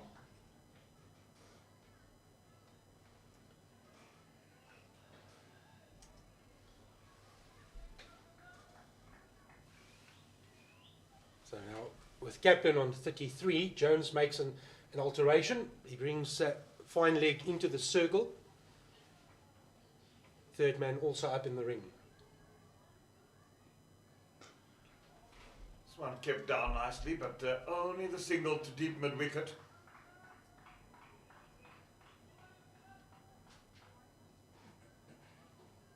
And so often, Jeremy, you can set a field, but you need to execute, and they've been spot on with that department. The bowlers have supported Fortuin's strategy, and he's had his fielders positioned perfectly throughout the afternoon. That's he finds the gap. That's well played. He just gave himself that little bit of room. He wasn't going to go leg side. He got 1, 2, 3 boundary riders on the leg side. He moves to the leg side and opens the blade and gets it in that gap between point and the gully region. And that's exactly appreciating what field has been set for you, and being mindful of where my scoring shot is, wherever the ball is bowled outside off stump, where is my opportunity to get a run, and Boland Kamane saw a little gap, and placement was spot on. So he moves on to 5. Kaplan has 34, 105 for 6 with 2 overs still remaining. And Kaba Peter will bowl out.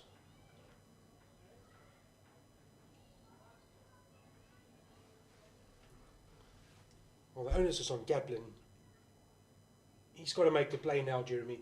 Yeah, and he'll want to get another, where we now, 2 overs left, another 10, 15, 20 runs and be not out. You'd have done himself a favour. Is that gone all the way? Yes, indeed it has. There we go. That's better. Oh, and with that 6, Kaplan has reached his career best in this format. Was a good hit. He got inside the delivery. Long part of the field, but had all of it. Had enough legs. Well, we said before the start of the over, it's on his shoulders now.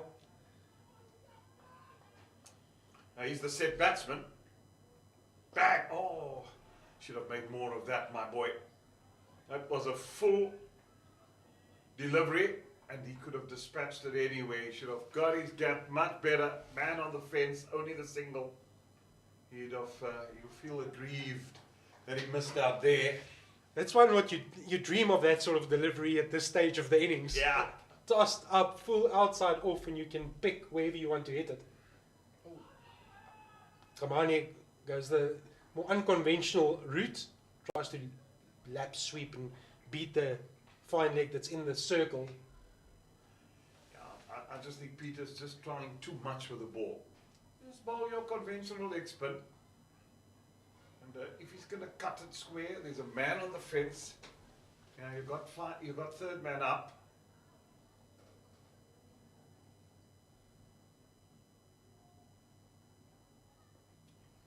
Reverse swing, straight to a fielder.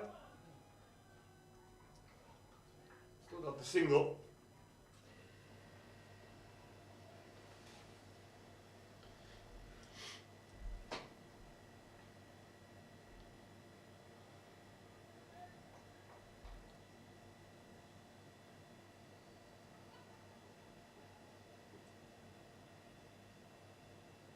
Again a full toss, again he didn't get hold of it the way he wanted the Tamani, but they're going to come back for two. Well, Tamani has looked full of energy. First ball he received, he dabbed into the offside for one. Second ball went for four. Then tried the lap sweep. Now gets another two. So he's been busy since his arrival. It's just showing that urgency that we haven't really seen from Boland today.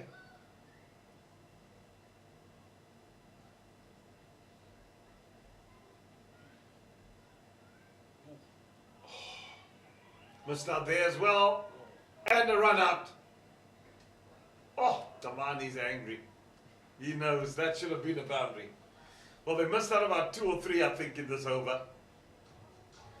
Well, that brings to an end in Kaba Peter's spell. Last call from the umpire was a bye, so that won't be credited against the bowling analysis. So he will finish with 1 for 28 from his 4-over spell.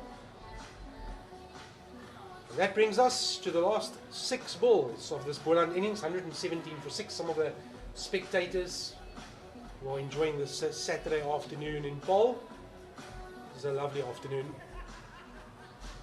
Now, Lucas Paarl has been given the duty to bowl the final over.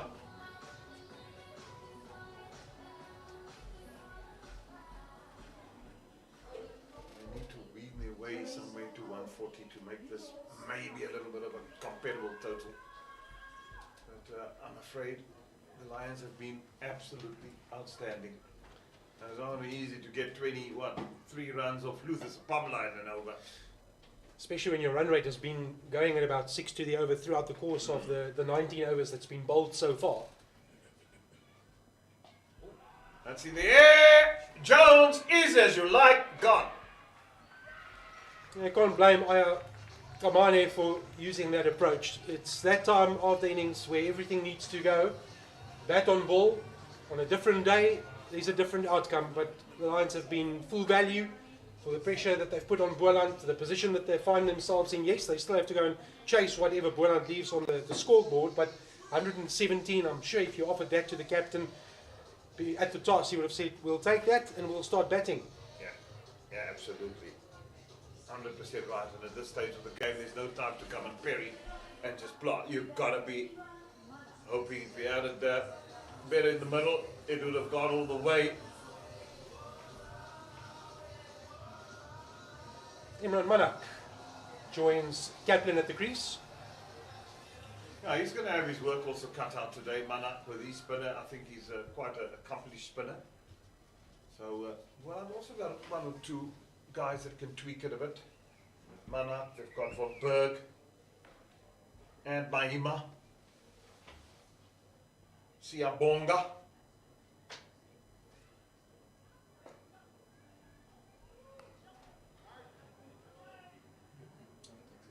Only a single as Manak gets off strike, and it's his first run on the board. It's over to Kaplan.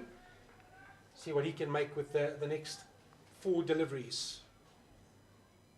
Is on his shoulders, but Sapamla, just look at his figures, 2 for 8 in his 3rd over. Not the easiest man to get away.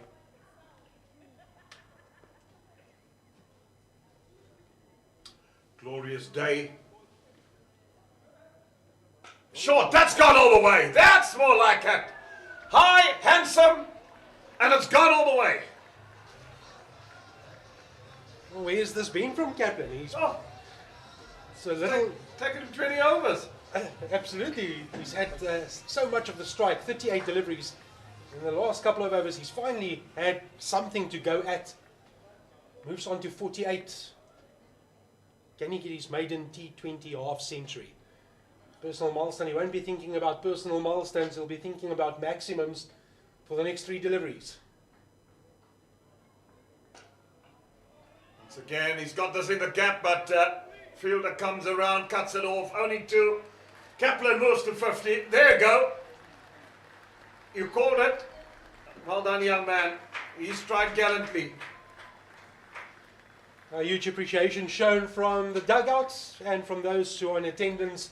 And a huge sigh of relief as well for Kaplan, who has moved across from Western Province, now part of the Boland setup, and a first 50 on his new surface, his new territory, marking it off with a 50. Well, hopefully it's the start of many. He's a good young player, got a good career ahead of him, Gavin Kaplan. Well bowled, Luther. Bowled it full and straight. They're coming back for the second. And it's good running. Well, he's a tall fellow, Manak. 4 strides is in the other end. Unfair advantage. They've been a good luck forward. Can you imagine an Ibn Etzebeth with pads on running down this track? I wouldn't be in his way. Definitely not. You'll offer him the 2. Kaplan on 52. 11 off the over. 2 balls remaining in the innings. Once again.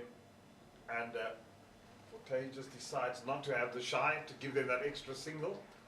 It's the end of the over, the end of the innings. So the Goldrush Boland team ends on 129 for 7.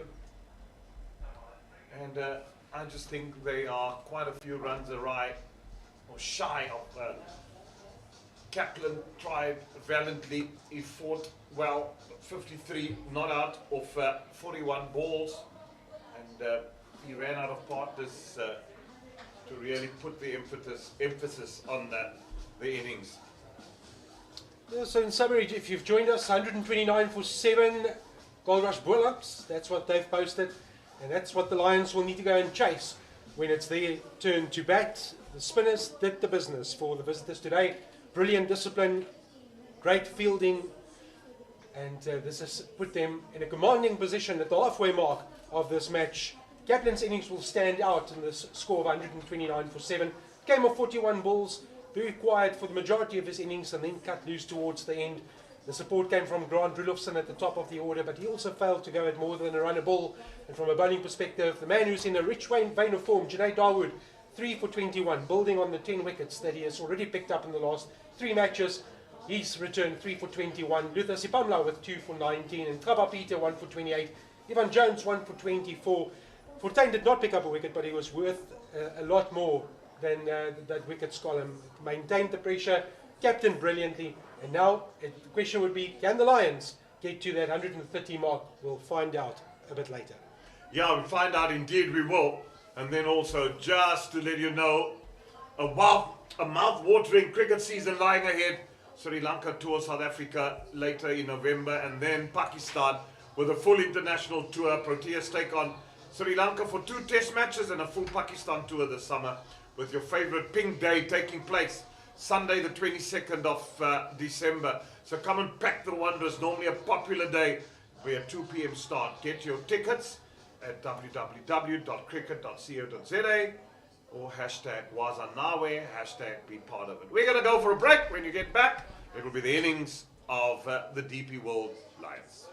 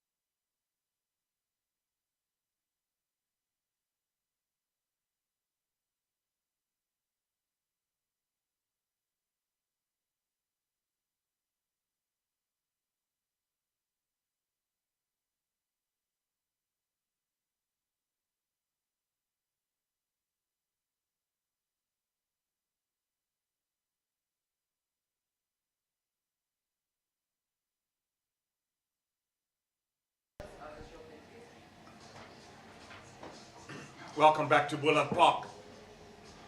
And, 129 for 7, that is what the Goldrush Boland got. Is that enough? They've got to take wickets up front, and I would say to get back into this game, it has to be 3 wickets up front in the power play to give them any chance of this is such a star-studded Lions team with Wandile Maketo, Reza Hendricks, internationals, Abir Hamza, former international, Mitchell van Beeren, Connor Estreisen, Delano Potgieter, and the dangerous Evan Jones at number 7. So there's a lot of hard work to be done by these Bolanders to try and stop this DP World Lions team from getting to that score. Reza Hendricks is he's just come back from Sharjah, come back from Asia, where the wickets and runs were. They played against Ireland, South Africa, and also Afghanistan. Didn't boss himself with all that much glory from a Tory point of view, because you'd expect that South Africa should have the beating of both those teams in where their standing is in international cricket. But one can also understand that they're trying to build a side. On the other hand, there's not much time till the 2027 World Cup. It might seem far off, but that'll be in South Africa, obviously, in 2027. And then we want the star-studded team. It's by time. A trophy that eluded us was the T20, which South Africa should have won. It is no excuse for that. Run a ball, 30 runs or 30 balls, with 2 set batsmen at the crease in Heinrich Klaassen and David Miller. And people say, I think probably, to me, if you ask me what was the bigger choke, I think that was more than the 1999 World Cup in England, when the man that's coaching the Lions, Alan Donald and Kloosner, got muddled up. But Beard has made back to the action here. Keith Dodgen to open the bowling. Well, can he have another magic spell like he had? I think it was the Tuskers, wasn't it, where he took 3 wickets? That's correct. Oh, it's immediately off the mark. Here's Reza Hendricks. Wow, just shows you the experience, isn't it? Weighted bang. What a sound off the bat as well, eh? Leather hitting will a cracking sound. That's the difference of class, isn't it? Indeed. And Reza's got boatloads of class. Always felt he's been a touch unlucky at the big tournaments.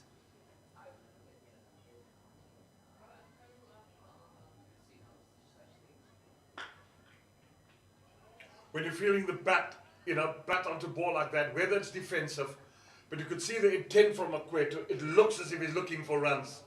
It's not just a dead batter in front of him, it's crisp, it's in the middle of the bat. And I always remember Hilton Ackerman saying that sometimes a good defensive shot is as good as hitting the ball through the covers for 4. And sometimes that's all you need. Timing, placement, might just pierce the gap.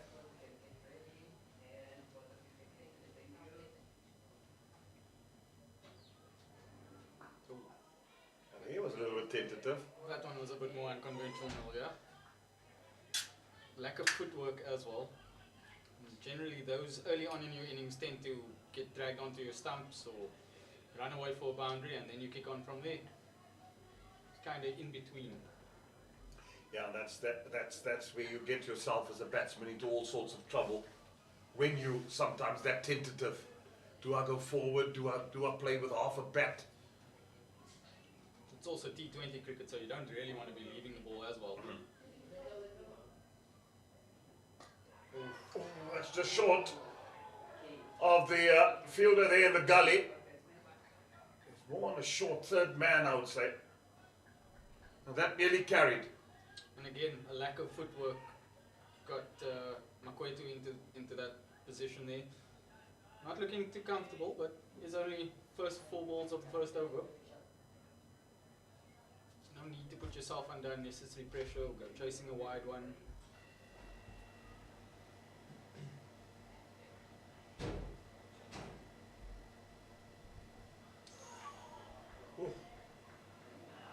First bit of swing movement I've seen today. Yeah, come to think of it, didn't see too much of that in the first innings. But that's also based on the fact that the Lions bowled predominantly spin in their innings. And their bowlers did go the line and length method. Tried to bowl fuller Yorkers. Well, they stuck to a plan.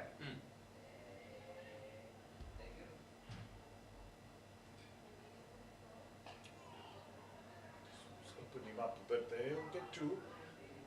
No. I think it was an easy second run. 3 without loss.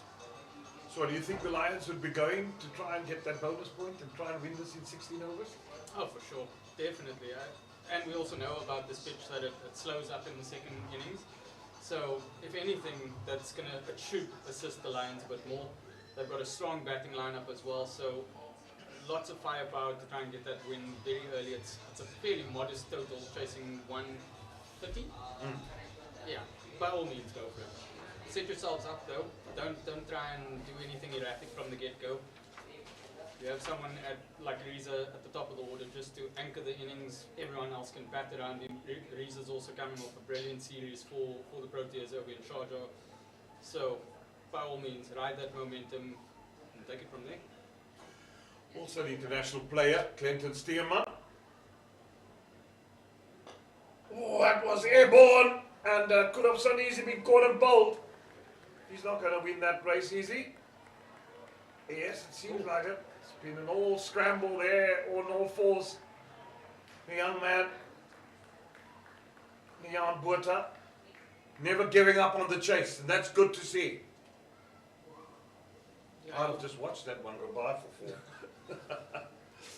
Yeah, well, he's on debut, so he's full of energy, full of excitement. Didn't have the greatest time with the bat, but still a debut, still buzzing.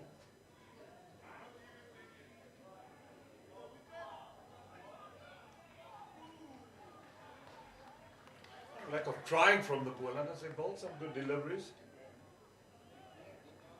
But the power play is going to be important, because this is, if Boland wants to win at any say in this game, I would say 3 wickets in the power play. It's going to be important for them. By trying to contain the Lions, that's not going to happen. Yeah. Like we said, with that strong batting lineup, it will be very difficult to contain. But not the worst to get at. Excellent shot. Just crack that through the covers. Wonderful sound off the bat again. And that's the first 4 of the innings. Timing was so good, and the placement was exquisite.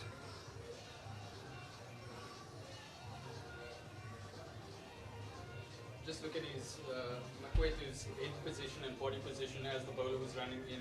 Very sure of himself. Head still, eyes over the ball, crack through the covers. That'll give him the world of confidence.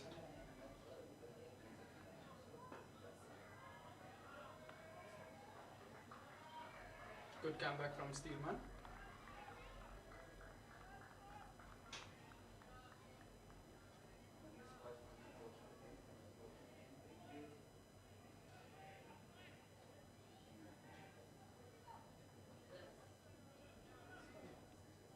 So Jeremy, how early do you think we'll see spin from the home side? Well, it depends how these, if it's cracked away again on the offside for a single. Normally you'd like to give your seamers a chance, and then you want a bit of protection after the power play. But I reckon if they know how to take wickets in the next 2 overs or whatever, you could get spin as early as the 4th over or the 5th over. That's more or less where the Lions started introducing their spinners, and before we knew it, we were into the 10th over. Yeah, the spinners did a fantastic job. Darwood getting 3 wickets. Rava Peter, he was wicketless, but it was Pamela that also got 2. But Darwood was exceptional. Oh, brilliant, brilliant. Just continuing his fine form this season. He's taken himself to 13 wickets. Should be the leading wicket taker, barring what else is going on around the country at the moment. Yeah, and say barring, look at the games today, Goldrush, I mean the Lions are 3rd on the log. If they win with a bonus point, and that away from home, that'll put them handsomely on 19 points. And they'd be at top of the log. Outside edge! Gone! Yeah, he felt the feel. That's what Boland needed. And Dudgeon strikes. And again, just another issue from Wandile Makwetu from the previous over, where kind of stuck on the crease, not really moving his feet that much. Looks a bit hesitant with that back foot just before he plays the shot. It's a good delivery, start. eh? Good delivery. Yeah, good start for them. That's what they needed. That's what they need. They know that it's wickets that they need.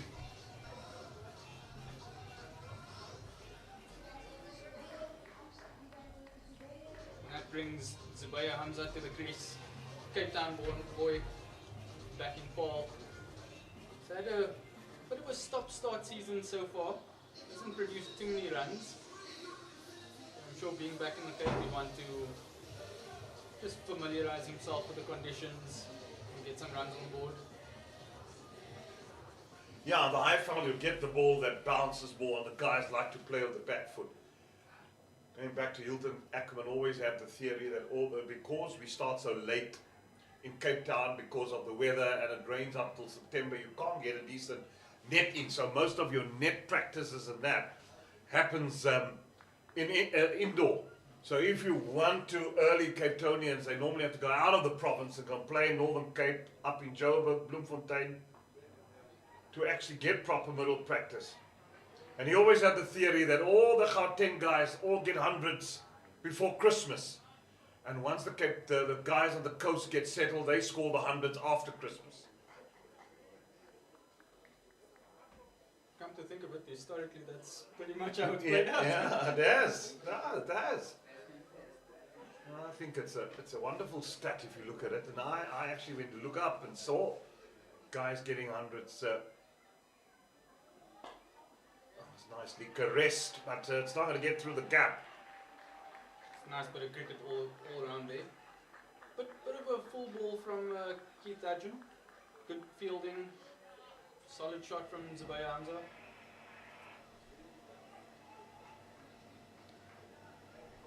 Yeah, and at the coast the ball doesn't bounce all that much. It gets about with that wondrous, lovely wicket. You can have your keeper standing 30 meters back, taking it above his head. Oh, what a delivery. Excellent. Could have swore at a sound there. He's certainly got a bit of movement. Dudgeon. There is somewhat of a breeze that's started to pick up around Boland Park. Might be assisting Dudgeon. Wasn't there an hour ago for sure.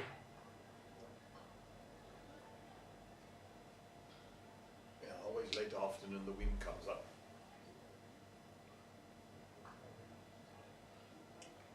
Hamza gets off the mark, just plays it behind square. That's what they say in summer here when that southeaster starts howling. Get your golf in at 6 o'clock in the morning. Because after 12, I normally play at Westlake, after 12 when the wind starts blowing, it does become a nightmare. Lots of trouble. That's why I generally tend to stay off the golf course. Well, we all try at some stage. I mean, you guys are young, you still play cricket, you can run in. I'm long past that. I would never say.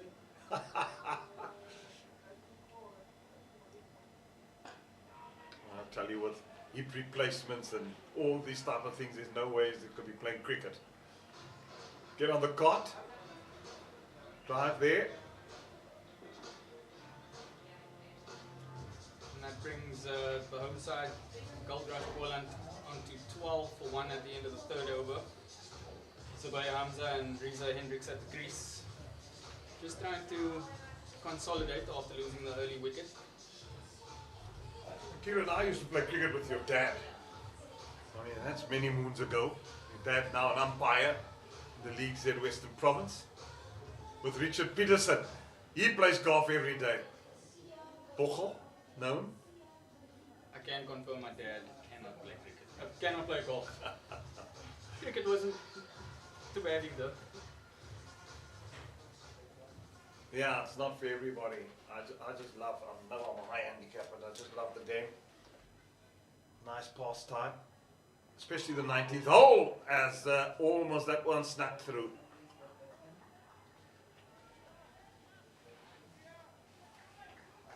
They say if you can't play golf, you play for the 19th hole.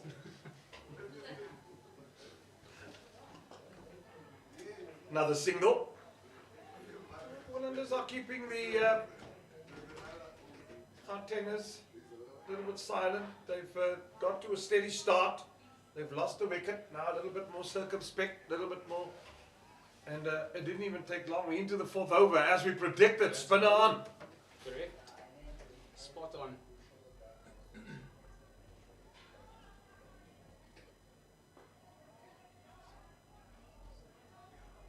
Sia Mahima is a very experienced campaigner, so he'll definitely just try to be messing with the minds of Reza Hendricks and Zubaya Hamza just a little bit here.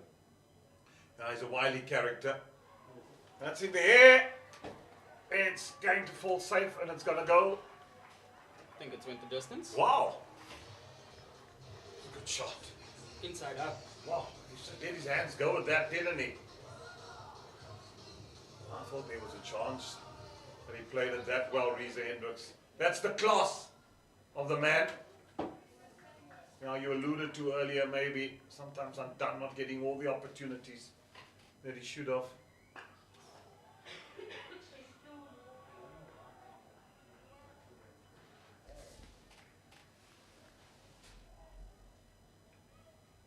I understand that Siyabonga Mahima, looking at him, is also a DJ at a nightclub.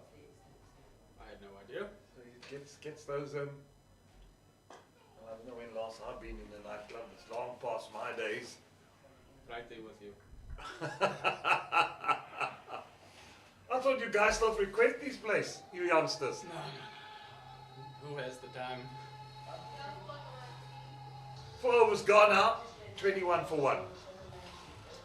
And just another message here from CSA. Wars are now way to England, to the England Women's Inbound International Tour. Our Proteas women will take on England women this coming summer for 3 T20 international matches, 3 one-day international matches, a black day on Sunday, 8 December, and 1 test match from the 15th to the 18th of December. Visit www.cricket.co.za for more information and your tickets. Hashtag Wars are now way. Hashtag be part of it. Be part of it, yes indeed. And there's a scurry there, but safely home. It's a good single.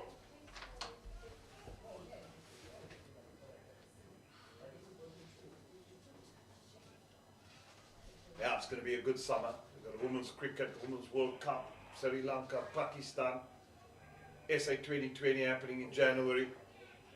It's all here. We've waited long. We've had a long winter. Long cold winter. Cold winter. Miserable winter. That's going to go for 4. He's just helped it on his way. 2 straight from dodging. And neatly tucked away by Hendricks.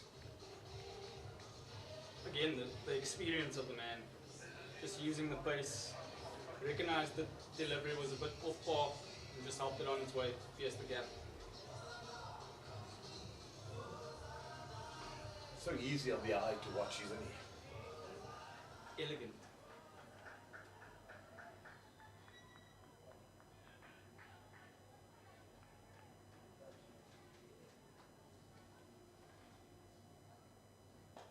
Again, he whips it around. It's time to work for the man at square leg boundary to cut it off. Got it a little bit finer. He would have gone for 4 again. Yeah, not really bowling to his field is Keith Dudgeon.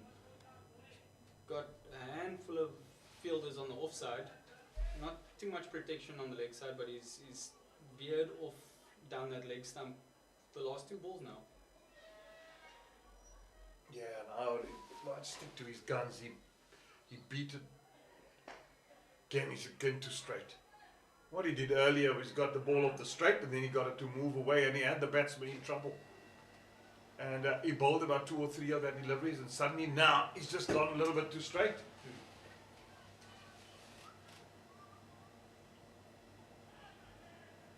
Can he bring it back here? 2 balls to go in the over. He's into his 3rd as well.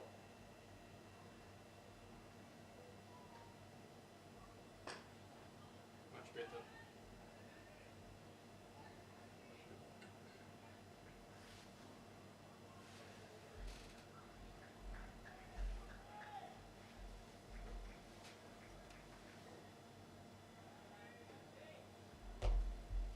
also very important, Jeremy, that Boland stay alive in the field.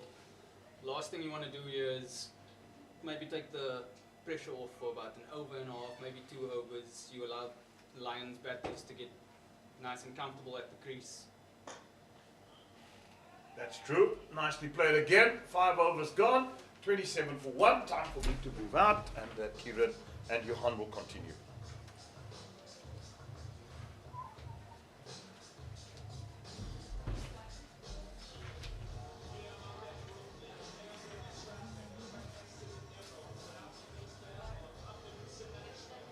Thank you, Jeremy Fredericks. 27 for 1 after 5 overs. Hendricks responsible for 17 of the 27. Hamza has taken his time.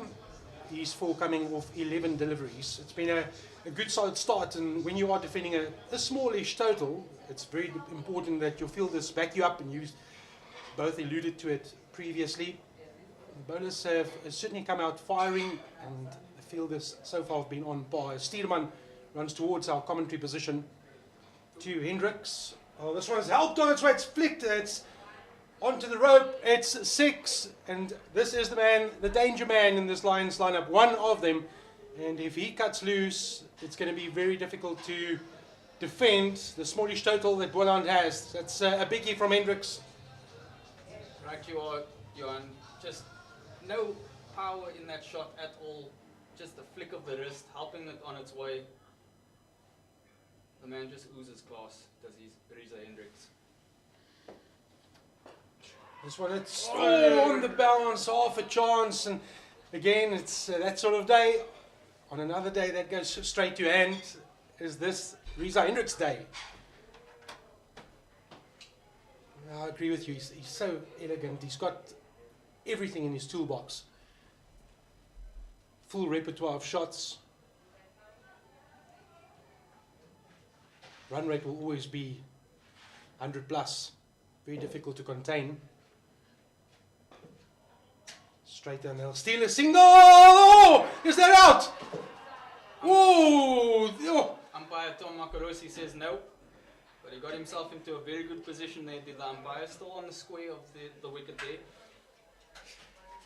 Oh, we don't have the luxury of going upstairs. There is no upstairs. Except where we are sitting, but we can't help with the replay. That looked mighty close. As he hit it, he went for the run.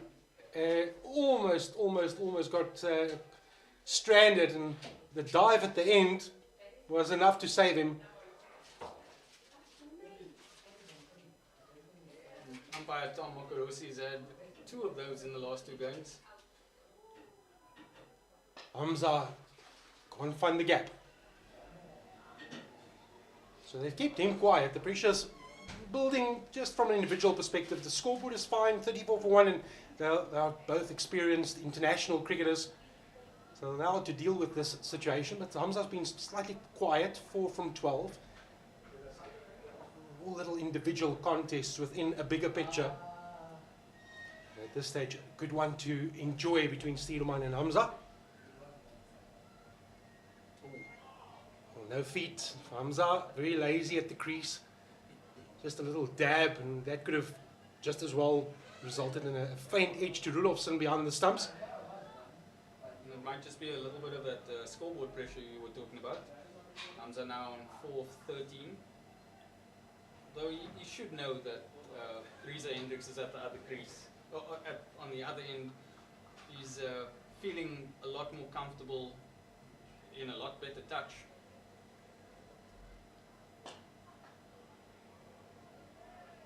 That brings to an end.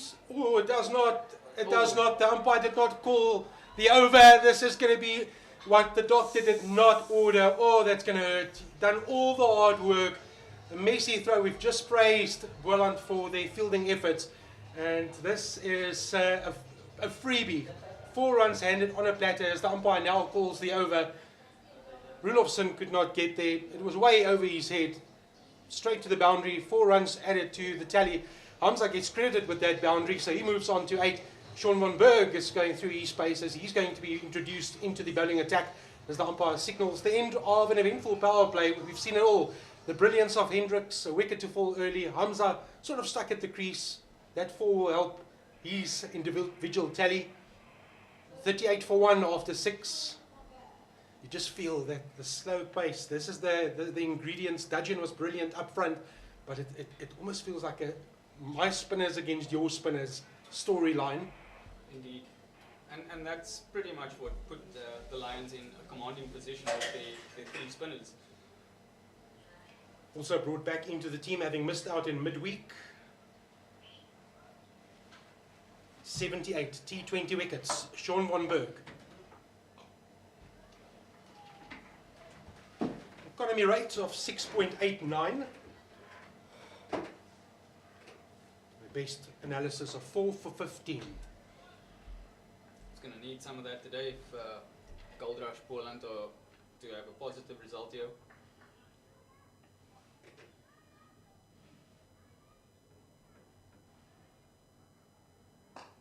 Much better from Hamza. Straight bat, full face of the bat shown.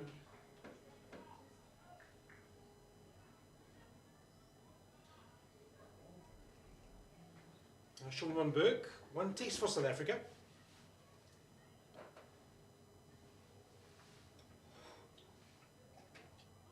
Seems like he's been playing this side of the world forever. Timeless, some would say. Yeah, absolutely, it's still going at the age of 38. And no indications of slowing down. Only has a 5-base runner. Oh, that's lovely from Van Berg. I like this battle that's playing out in front of us. Hendricks, you can't really tie him down. He'll be thinking about the scoring, the boundary option. Both sides protected. Finally, again, third man in the inner circle. Fielding restrictions have relaxed. Nicely flighted, tossed up by Van Berg, inviting the shot in anger.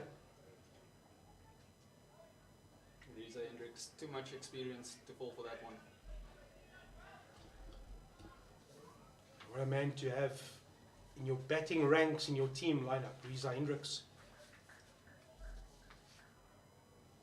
250 T20 matches.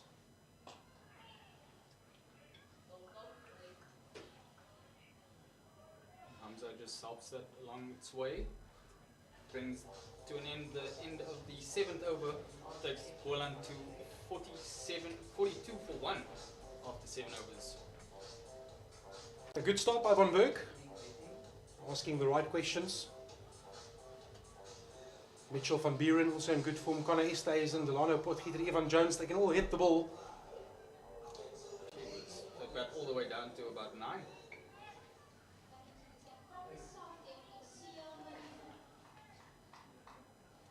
.42 for 1. Sia Mahima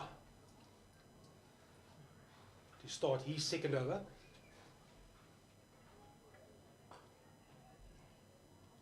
And that's just the value, the experience that both of these batters have. Vacant space, so much real estate left vacant on the leg side. Literally anything that hits the wood is going to result in a single on the leg side. At the very least.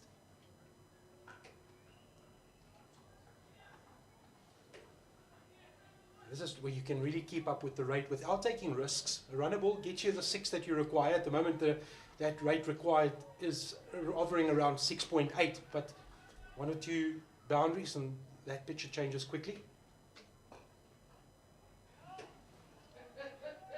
And just on that note, Hamza and Hendricks starting to become nice and comfortable at the crease, building up a partnership of 33 runs. Oh, it's a big shot! They were running in from the offside, trying to plead their case with the umpire. Oh, this is good lines from Sia Mahima. Almost through 2 overs, 0 for 11.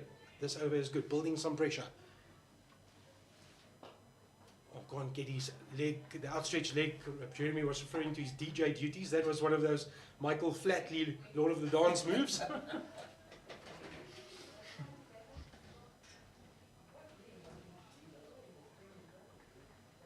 Hamza, if you look at his individual performances, by his own standard, 2, 6, 15, 8. Not the Hamza that he's got more talent than that. He's also just finding a bit of form. Jeremy spoke earlier about nothing like time in the middle to get that back. He's ticked over to 12. Hendricks on 27. End of another over. We're racing through this. 46 for 1 after 8. And on that note, was on our way to the 2024 Pink ODI. The 13th Pink ODI will see the Proteas men take on Pakistan on Sunday, 22 December with a 2 p.m. start. Get your tickets at www.cricket.co.za. Hashtag Wazanawe. Hashtag Pink Up in Pink. Oh, no, Pitch Up in Pink. And let's support people living with breast cancer. John van Berg gets his second over going, and for the first time, the required run rate has touched 7.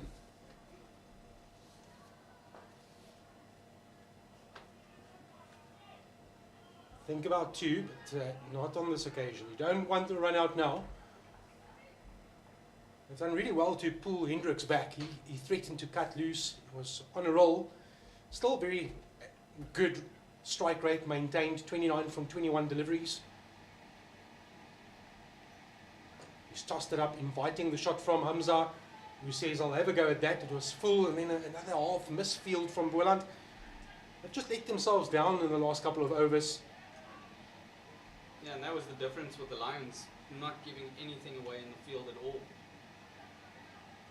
Small margins can really come down to a couple of runs in the final analysis. Good appreciation of the field placing. So Van Berg goes on a little jog. Needs to retrieve off his own bowling. I won't feel too concerned about that run rate yet. It's still at 7. But it's how they maneuver the spinners, what they do with the various options that Boland has at their disposal. Get that one a bit of flight. Hamza not taking the bait though. Good sprint off the boundary to make sure that it's only 1.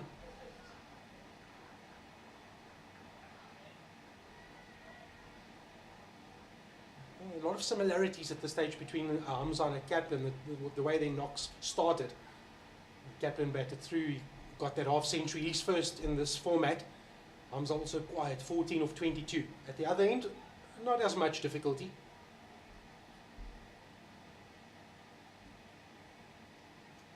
The pressure is building slightly, 50 up for the Lions. Oh, slightly short. He's hammered that into the gap. Has it got enough wheels? It looks like it's bounced once. Umpire confirms that it is a boundary. Getting great placement from Reza Hendricks. Yeah, Reza Hendricks recognized that ball was pitched a little bit short, dropped back into position nice and quickly, set himself up for that shot. That will release a bit of pressure. Suddenly 8 off the over with the ball to go. Again, it's flighted. Inside out. Has that got enough wheels? Yes, it is. It's a 6 for Hendricks. That's how quickly this game can change. His first 4 deliveries went for singles. He finishes with a 4 and a 6 off his analysis. Hendricks helps himself to 10 in the last 2 balls. He goes on to 40 from only 24 balls. And suddenly the Lions find themselves on 60 for 1. That run rate down to 6.4 required. Having just touched 7.1 2 balls ago. How do you contain someone like Reza Hendricks? He's literally just picked the fielding side apart, gone leg side with 1 ball, very next ball goes offside. It's really difficult to try and contain a player of his nature and who's in such fine form as well. Very difficult. The Lions definitely starting to tighten the screw now, especially in terms of going for that bonus point win. A very commanding position as it stands, 60 for 1. Not even 10 overs gone yet. We're about to begin the 10th over. It looks like Imran Manak coming into the attack now from the Niederberg end. Can he somehow break this partnership? Imran Manak, 3 wickets short of 50 in T20 matches, best analysis of 4 for 14. He'll have to be straight on the money. Worked off the pads. We'll get Hamza off strike. So how does Hendricks now play? The 61 for 1. He's been more fluent. Now, Hamza can play that supportive role. With Hendricks taking the pressure off him, it's allowed him to settle and take a bit more time to find fluency as well in his innings. So I guess the secret now is to try and build pressure from both ends. Try and get Hamza on strike and keep him there while he's finding his way. It's just coming so easily for Reza Hendricks. Man with more than 7,000 runs in this format. 50 partnership between these two.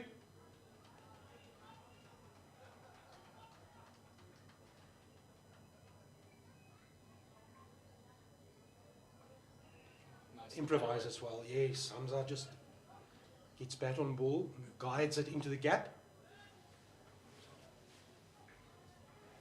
That'll be the role that he will play. Give the strike to the man that's settled and making it look very easy. Wait for the loose ball. Somewhat short, just slapped towards the boundary.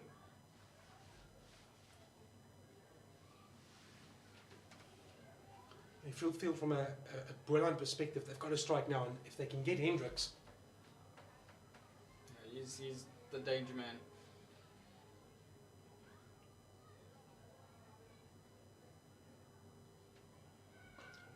Way outside off stump. I'm sure that would have been wide had he left it. And probably just a good summary of where Hamza finds himself in his game, because it was a real freebie that was offered up.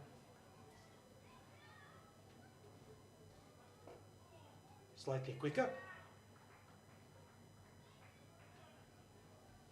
And that's the end of the first Manak over. It's gone for 6 singles. Lions in pursuit of 130, or 66 for 1. Hendricks has 43. Hamza has 17. Kieran moves out of the commentary position, and Jeremy Fredericks is back behind the microphone.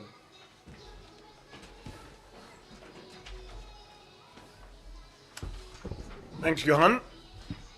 Yeah, you guys have had a good period there. Only 1 wicket. I mean, falling. These two Gautengers have batted well, as you said, Reza, with all the experience. That just allows Hamza, who has been just to get himself in, get the single, get off strike, give it to Reza Hendricks. That's the right way to play. T20, we're so used to seeing the ball's got to go for miles every time. But when bowlers do bowl well, you've got to respect that. That's why I was so glad with the World Cup in the USA earlier this year. There was something in for bowlers as well. I know the batsmen were moaning, but goodness me, for a chance, work for your runs. And who says bowlers are not part? I mean, if batsmen just want flat tracks, you might as well just put a bowling machine there. Yeah, we're so spoiled for luxury in terms of cricket. Where we get now cricket, every day you can see cricket. The advent of live streaming, hasn't it just brought another dimension? You know, now you can sit at home, tap yourself in. If the game's not televised, you can stream it. Wonderful.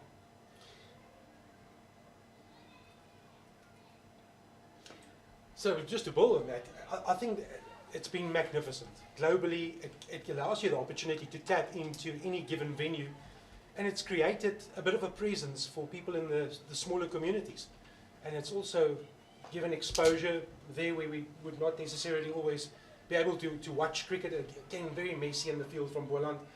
They need to tighten up in this department. They've given runs away too easily, and that just takes away the pressure that's been built. But the advent of this platform and where we are, it just takes cricket to everybody. Well, Wednesday night, I mean, I was absolutely shocked. I know I worked on Wednesday night at Newlands when David sent a stat the next day that there were 100,000 views. Wow, that is incredible. But also illustrates the love that people have for cricket in our country. Yeah, absolutely. It's cut away on the offside. only be a single. Yeah, and people want to see cricket. People are greedy for. I remember the good old days when I started off at Supersport 77 years ago. We used to almost do every one of these games. These days it's so much different, even 4-day cricket. And so glad that there is a streaming platform for these opportunities, and Pitch Vision does provide it, who we are kindly broadcasting for. It's great to see. Yeah, and it gives us an opportunity to share our passion with you at home or wherever you might be watching. I hope that you are enjoying this broadcast as well. From the Winelands.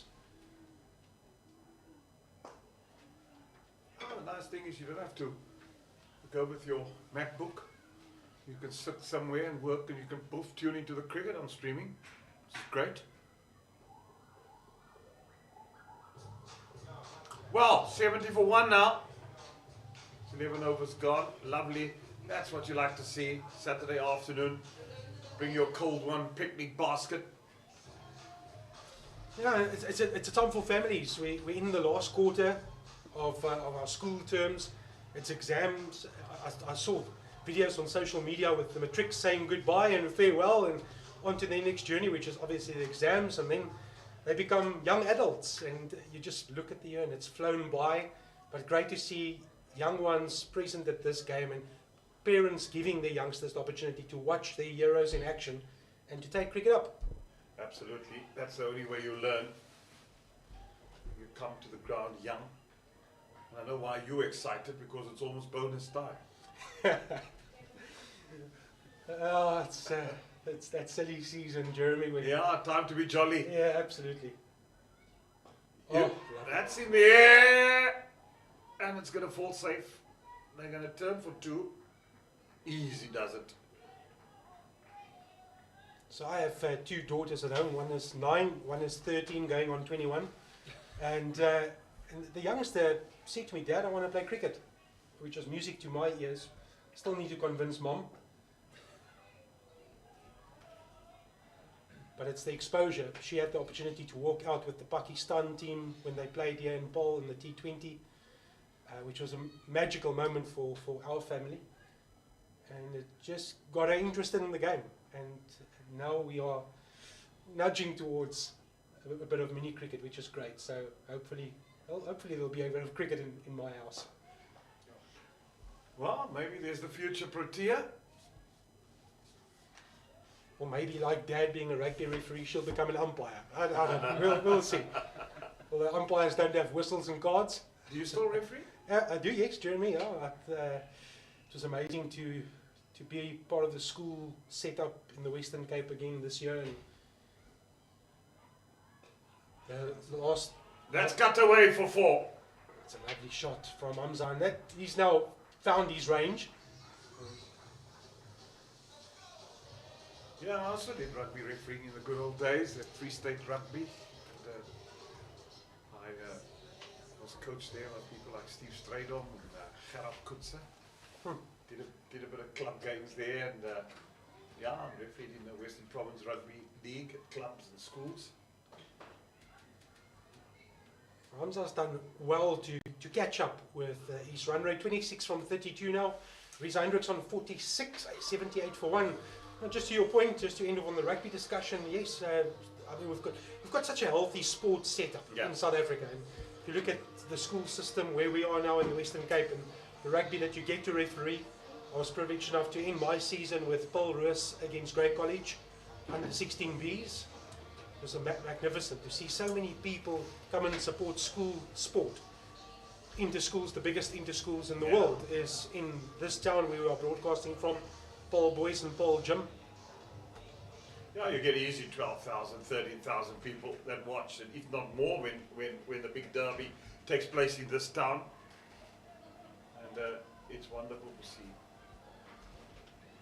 Mahima starting his last over.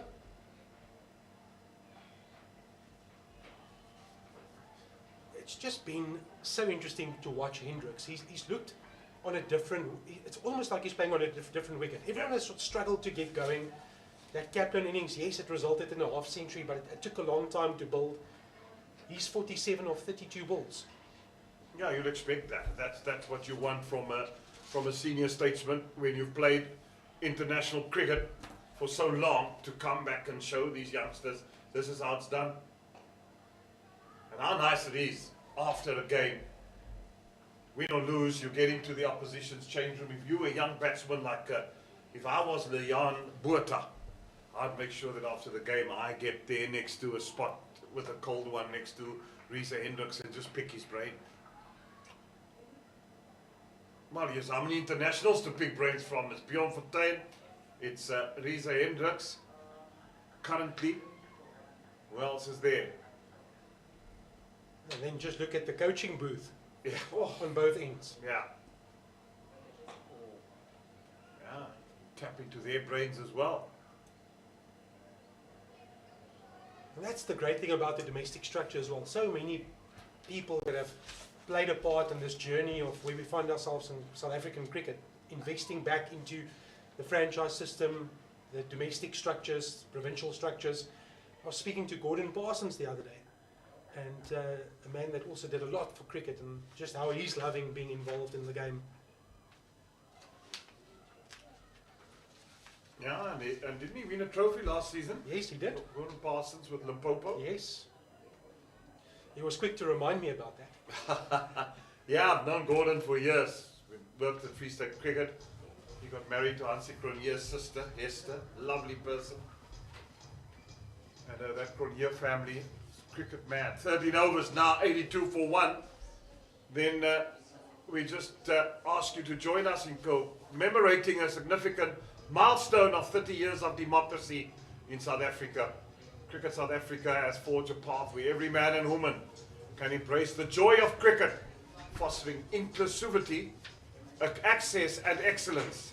Here to 3 decades of progress and to many more years of changing lives through the spirit of the game. Yeah, it makes one feel so old to think one was right at the forefront and the beginning of unity and unity talks in 1992.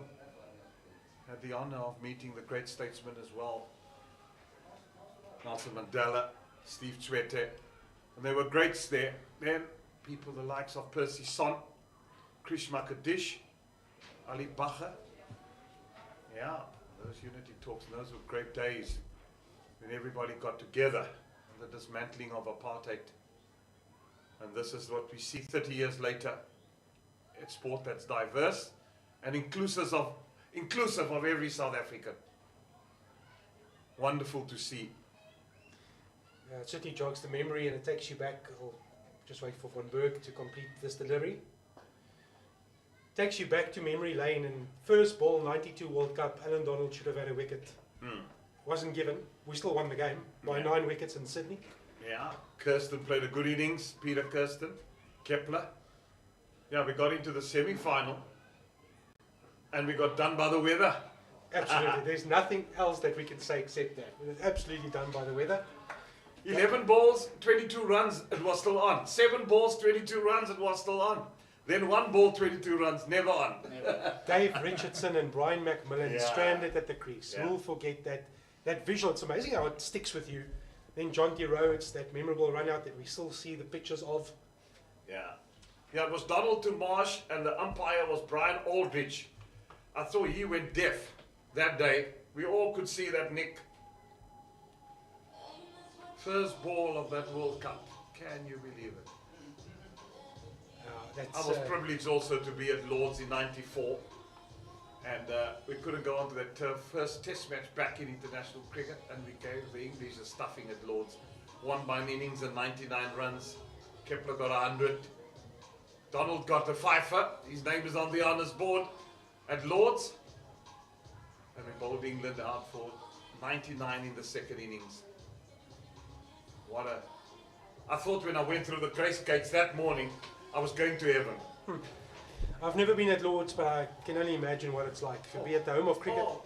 I've had the privilege of going there 5 times. I've 3 tours of South Africa, seen there once. I went to, with Momentum, I've been fortunate to go there 5 times in, when I went through the grace gates, I thought I was going to heaven. Koti Kruvier said to me, that's the closest you'll get to heaven. Koti Kruvier, what a man. Yeah, legends. They had to do commentary out of a room where they could hardly see the field. That was 94. I remember how livid he was with what happened in England at that time, but what a glorious moment as another single down the ground from Hamza. Well, the South African flag was waved I remember that off the ground, and image. then they came and took it away. Yeah. The second thing that happened was that Fanie de Villiers gave his South African tie because they wouldn't allow Archbishop Desmond Tutu to walk in with his collar. Can you believe it? It had to be a tie. So Fanie de Villiers had to give the Archbishop Emeritus, who's no more with us, his tie to put around his neck to actually get into the long room at Lord's. How cynical. They didn't allow women in there. At least now women can go into Lord's as well. What a... Fascinating stories. Yeah. At an extraordinary place. It is the home of cricket.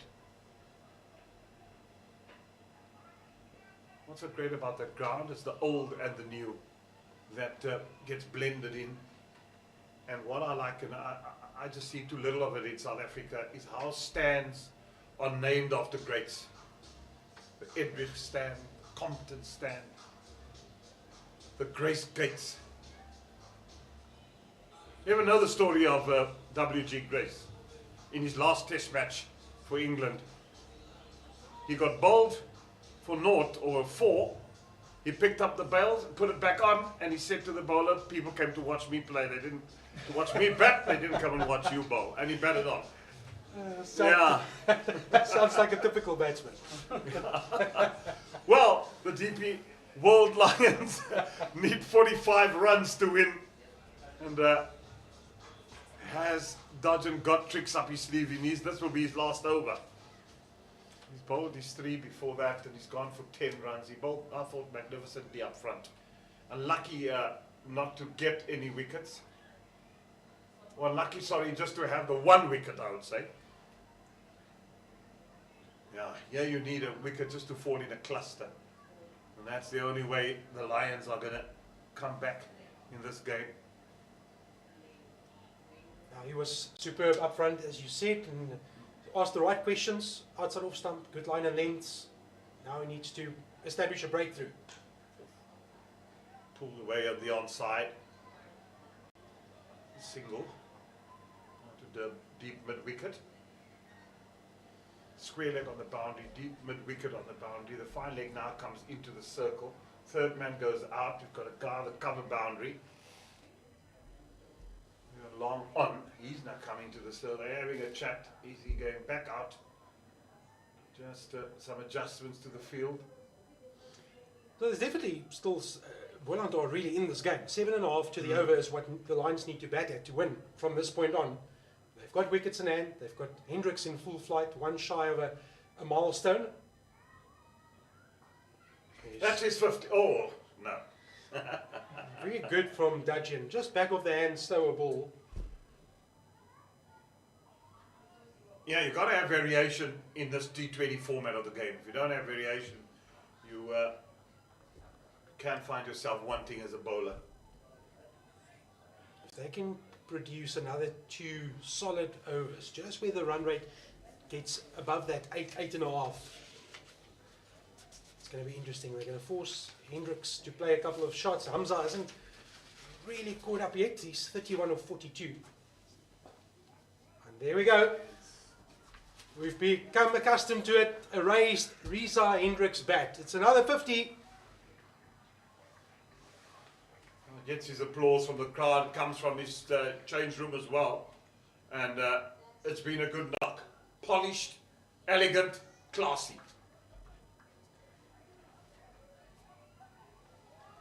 All the words that's synonymous with Reza Hendricks. You've just put it all together nicely. And that is Reza Hendricks in a nutshell. He needs support now from Hamza. He's got hold of that, pulled it in the gap. There's a man behind it.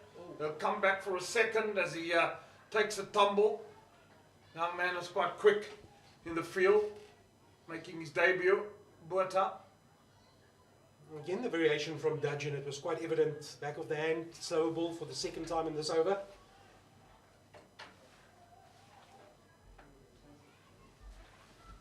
89 for 1. Very important to finish strong from a Dudgeon perspective. He's only gone for 4. Pulled away. This time it's in the gap. Won't be cut off this time. It's got the beating of him. 4 more. Much needed boundary from the Hamza bat. Needs to play that a bit of a more supportive role towards Hendricks, and that he has done. A valuable 4 will relieve some of the pressure. I've just alluded to the fact that this over has only gone for 4. And then Hamza finally gets that chance. It's just short enough for him to open up that leg side, have the presence of mind to position correctly, and he gets the reward. So Hamza helps himself to another boundary.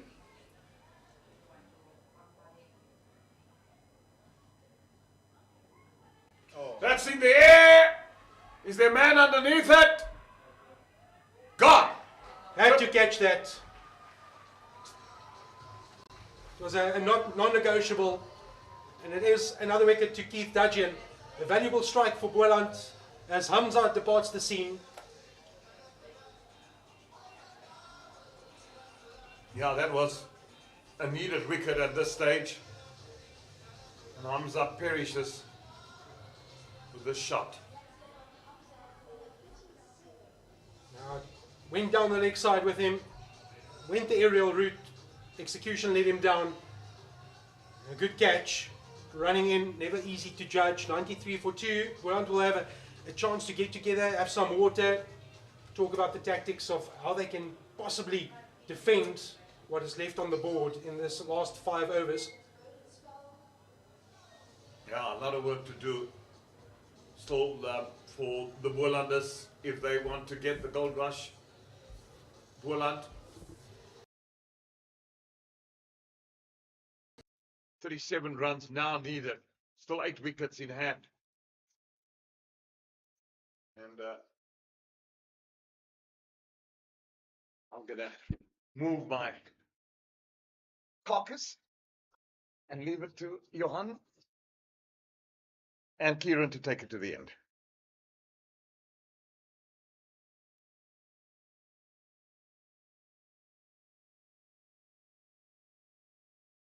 We are in for an exciting finish here in Paarl.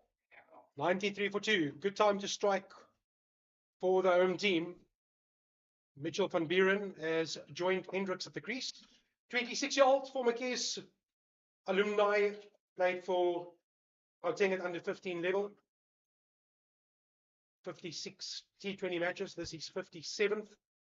1,028 runs next to his name. So also a very experienced man, but they need to see the back of this man. Sean van Berg is bowling to Rhys Hendricks. He goes straight. And has he got the beating of the man? He does. 4 runs to Rhys Hendricks. Superbly hit. He holds the key. And then he needs some partners who can rotate strike and stay with him. Yeah, I think and that would have been the message in the middle with the Boland players after taking the wicket of Hamza. Let's try and keep Reza off strike, try and get all the new guys in, keep them on strike, try and frustrate them.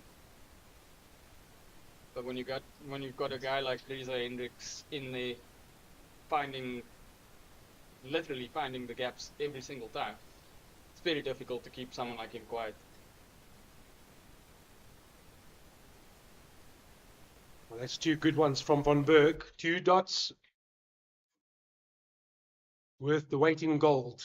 Need to be supported by the fielders. And, in a close game, Kieran, you go back to that 4 overthrows, misfield, single given away, 5 bonus runs already in this effort. That could be very costly in the final analysis.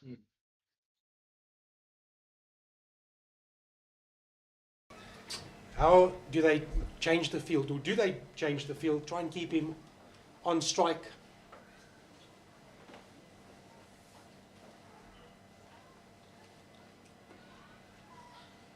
.98 for 2.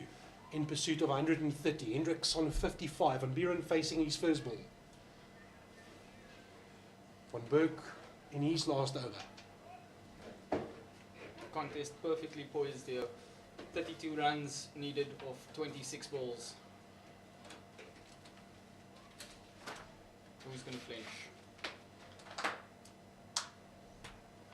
Right, wickets in hand, column. That is what favours the Lions in a big way.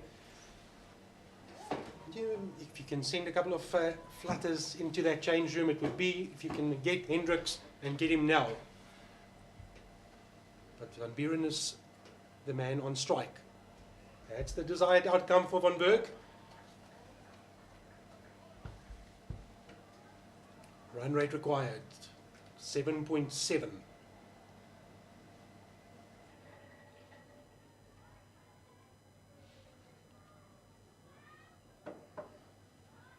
Flighted delivery. Nicely swept. Well, they won't mind that too much. It was the last ball of the over. It's the end of the Van Berg spell. 4 overs for 27. Nothing in the wickets department today for Van Berg, but more importantly, the new man keeps the strike. Not the worst outcome for Boland. We'll see as well that run rate, 7.8. It looks like Clinton Steelman is going to come back into the attack from the Swartland end. Captain Clyde Fortuin having a lengthy discussion with him. Maybe just trying to unsettle the batters a little bit. Mitch van Buren being the new man on strike. The longer you wait to face a ball, the more those nerves start to just stir up a little bit. Well, his role will be pretty simple. Get off strike. Yeah.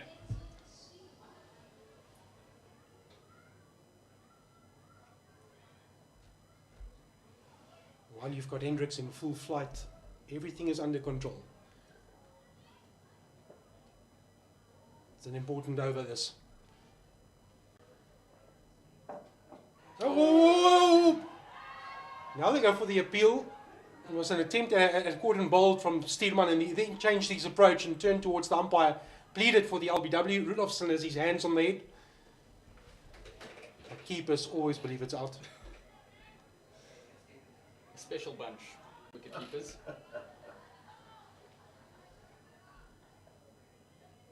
Is that what they don't say at home, they say on the field? Cannot confirm or deny. I can. I play with the gloves. It's our job. Our job is to talk. Just another discussion there with the Boland Brains Trust. See how Steelman responds.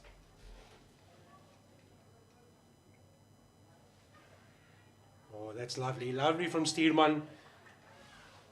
Pointing towards the leg side. Does he want a man move towards the boundary just for extra protection, which happens. So no one protecting one on the leg side. So boundary protection is key. And now they change their minds again. The Brains Trust. At this stage, Fortuin and Steelman saying, no, maybe let him hit the shot first. Let's not give away the single and then Hendricks is back on strike. So let's try and frustrate him. Block the gaps, you just execute, continue to bowl towards this field set, and suddenly you look up and that run rate required is saying 8.5. Oh, he goes for the big one. He's taking the bait because that's exactly where the gap is, and now, based on what's just happened, the man trots back towards the boundary. So it's a little game within a game, chess game. Who's going to make the first move, and anticipating when you make the move, what's the outcome? Clinton Steelman certainly in the ascendancy here. 3 dot balls this over.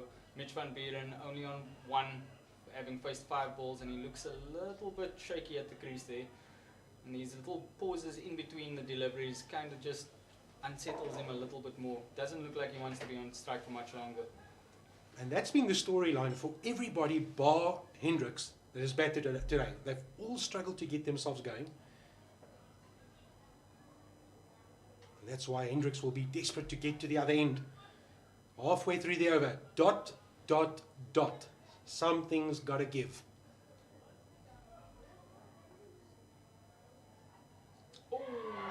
Has he got him? Oh, he's got a lot of approval. The pressure from Steelman, the execution from Steelman, the catch from Rudolphson behind. Brilliantly done by Boland. That's Van Buren on his way for only 1.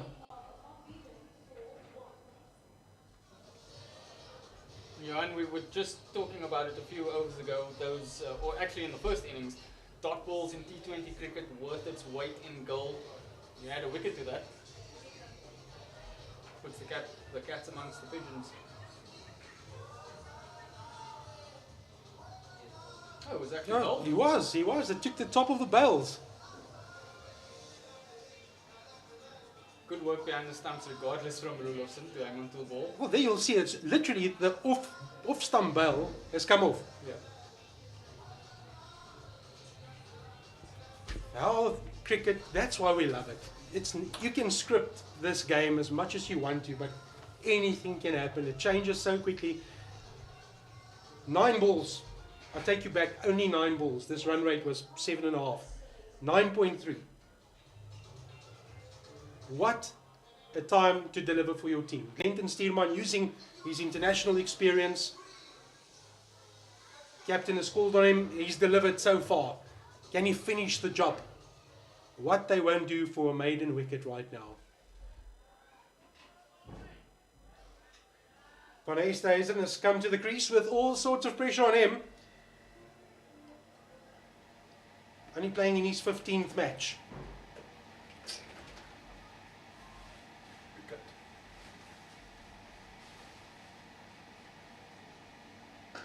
Lovely. Oh, that's mad. That's absolutely magic. First ball, sweetly timed. Hard to believe he's been in the hut this time, all this time. Looks like he's been out there for at least 15 overs. Nice on the up. Bottom end coming through nice and still. Didn't have to hit it hard at all. And that also brings up the 100 for the Lions. 103 for 3.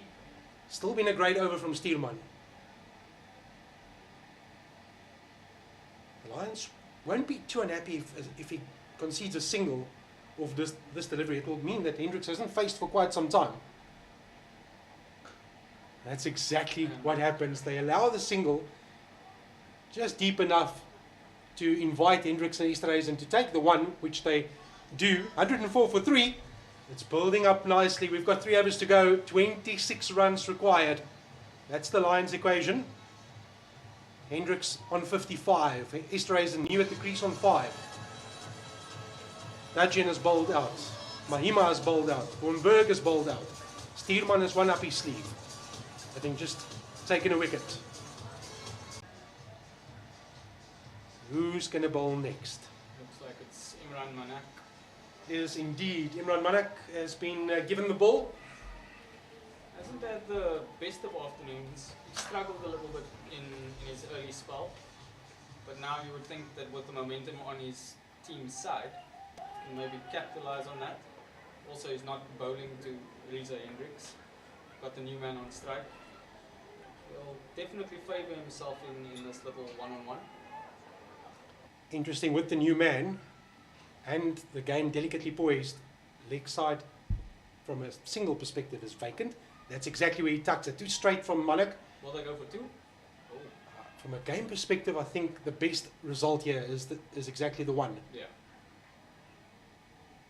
And now, having not faced for quite some time, reading the scoreboard that's very visible in front of him, it's towards his right, big scoreboard. He can see what's happening. He knows what to do. He's done it all before. It's Hendricks against the Boland bowling attack. 25 to go.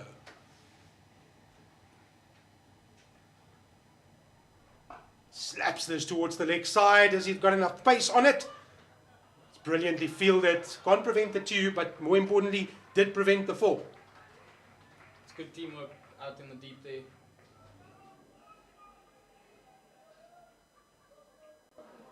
Big over this for Manak. 4 balls.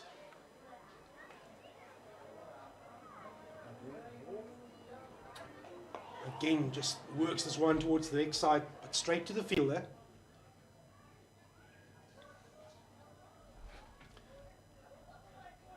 So now we'll Steerman bowl the next over, which will leave that all-important last one. Or do they go? Steerman will need to bowl the last one. It's going to be interesting how the dynamics continues to change. It's a lot for Clyde Fontaine to consider. He'll certainly earn his money if he gets those decisions right.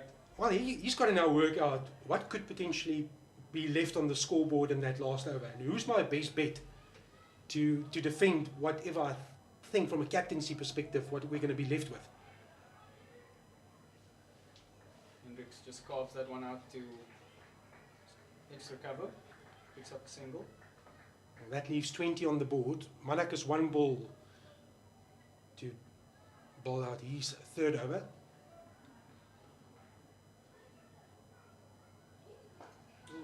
Oh, he's got him! He's got him! It is Esterhuizen who perishes going for the big shot. 110 now for 4. Malak picks up his first one. And that leaves 20 of the last 2. I was actually very surprised that that Boland didn't offer the single there, with that being the last ball of the over. Trying to get Esterhuizen back on strike for the next over, but there was a bigger plan at play. You see Esterhuizen there just trying to give himself some room to play the ball through the offside. Instead he picks up the fielder, and in comes Delano Potgieter. You saw the fist bumps, and that brings momentum. There's a bit of a belief now forming, and that in itself is dangerous for the opposition. If you're chasing 20 more, and the bowling team feels that they're in this, there's going to be a lot more verbal, body language will increase. I think the breeze has also picked up now as well. It's all happening here. This is what the fans came to see. A good contest between 2 good teams. One more desperate for the win than the other, that being Boland. It's a home game. Justin Ontong spoke about it before the toss, the importance of winning your home games. And this is one of those opportunities. Now the season campaigner has to do it again. It's actually funny, or ironic, that a few overs ago we were talking about a bonus point win for the Lions. Now they might just be crawling or scraping over the line. That was a very good result as well for Boland. Delano Potgieter also in a good vein of form. 28, 36, 32 not out and 13 his last 4 innings. And he is a lefty, so it's left-right combination as well. Hendricks on 60 or 45. Who would have believed with him in full cry that we would even be in this position? He's batted through the course of the innings, and looking at the scoreboard he's saying, well, we still need 19, and he's going to have a big role to play if they're going to get home. It's also the first time of the day that we've had a left-hand, right-hand combination out in the middle for both sides. That will bring field changes about almost every delivery if they do rotate strike. But you just feel that this game is resting on the shoulders of the man that's standing with his back to us at the crease. Steelman to Potgieter. His first ball. Can he afford to settle? Can he have a couple of sighters? Is there time to have a sighter? It's pitched up straight to the man. Good outcome for Boland. Brilliant execution from Steelman. The crowd getting vocal as well. You can just hear outside there's a new vibe. There's a belief. On a knife's edge. Who's going to blink? 11.4 the required run rate. Almost 2 runs per ball. Again, there's the brain's trust of Boland get together. Clyde Fontaine will know that Delano Potgieter is quite handy on the leg side. So definitely going to have 3 guys back on the boundary on the leg side. Happy to offer the single, possibly a 2. That could be 2. It's going to be brave. It's going to be very brave if they attempted to go for 2 there. It is Hendricks on strike, so that's what you want from a Lions perspective. Steelman has been excellent. He's returned 1 for 26. 2 singles from the first half of this over. Now it's the Steelman Hendricks mini battle within a battle. 18 runs from 1.5 overs. It can go either way. Delicately poised, but you just feel the key to this door, the key to unlocking this door is standing right in front of us. He hasn't taken strike yet. Both ways. If Stearman can produce a wicket right now, the cat will be in amongst the pigeons. Fascinating into this game. That's great. From a viewer's perspective, this is what you want. Great advertisement for this competition. Even I'm getting a bit of nerves here.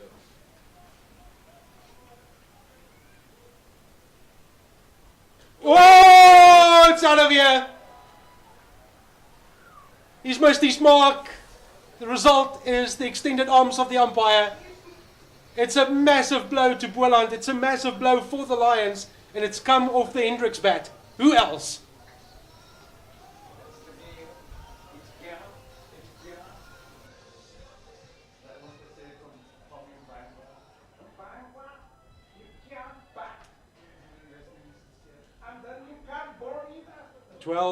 To win.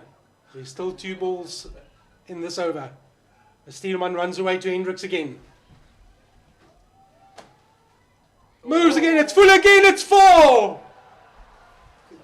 And then he pleads for the no ball as well, but the square umpire is unmoved. It's a 4, it's a valuable 4, it's 10 off 2. It's changed the complexion dramatically. I was actually wondering if it was a no ball for height, waist height. On the brink, but square leg umpire in the perfect position. Adamant. It's a fair delivery. Oh, it's heartbreak for Boland. Look at that run rate now. It's come down to under 7 again. A maximum followed up by a boundary. Hendricks, we said he holds the key. Is he about to smash that door open? He's turned the lock. He needs to just open it now. Fine leg still in the circle. Works this towards the leg side. He won't mind the single too much because it's suddenly in the line's grasp. They're 7 away from victory. Hendricks, more importantly, remains on strike. It's 7 to get. He's on 71. Potgieter has 1. Boy, how this game has changed. We've had so many different versions. What Boland wouldn't have done now for those extra 5 runs that they gave away. It does look different. If you need 12, the mindset is slightly different. It will still favour the batting side, even with 12, especially with Hendricks at the crease. But it just psychologically, it would have looked a bit different. And it's Manak's responsibility. It's spin in the final over. Sorry to cut you over there, Johan. Just looking at the body language of the Boland players after that 6 was hit. It's as if the energy was sucked out of them. But they need to still believe there's still 6 balls to try and win this game. Is there another twist? How does Hendricks go about this?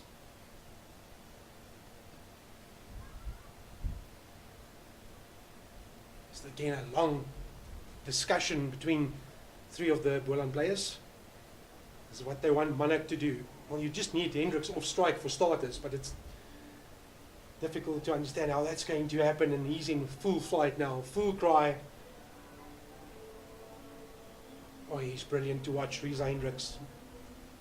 As Manak starts the last over, straight back to the bowler. Good start for Manak. There's 6 little boxes that he needs to tick. That was the first one. There's a green tick, 5 more. Sounds simple enough.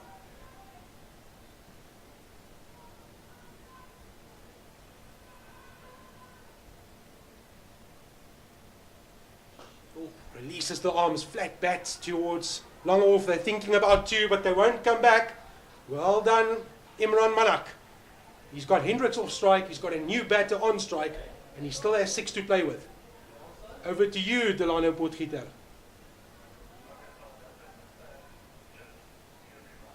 Hendricks has been superb. 72 or 50 deliveries. Decisions to be made here. Do we try and keep Potgieter on strike?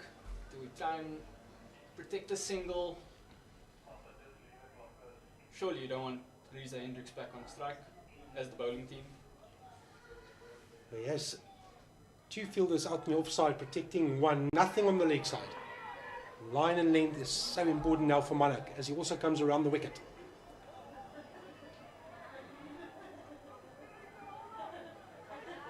Oh, it's wonderful. It's on a knife's edge. You can feel it. You can feel the tension.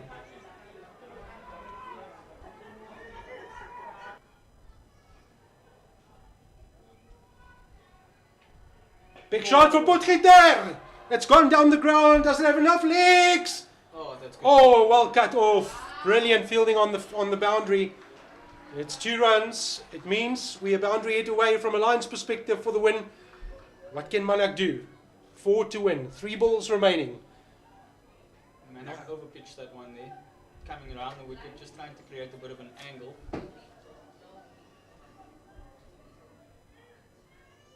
Again. Oh, and this could be the game. This could be the game. It is the game.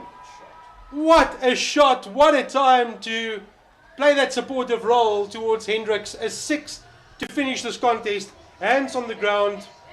You can understand the reaction from the Boland players. Rudolfsson unmoved behind the stumps. Manak can only shake the hand of the umpire and now walks towards Hendricks, who deserves all the credit. 72 from 50, but let's not take away that little cameo towards the end from Delano Potgieter. It looks easy on the scoreboard, but to go and do it, it's another type of pressure. But cool, calm and collected was Delano Potgieter. And a big one, a maximum to finish this contest. 2 balls shy of completing 40 overs this afternoon. Boland gave it everything. They're going to reflect and rue a couple of missed opportunities.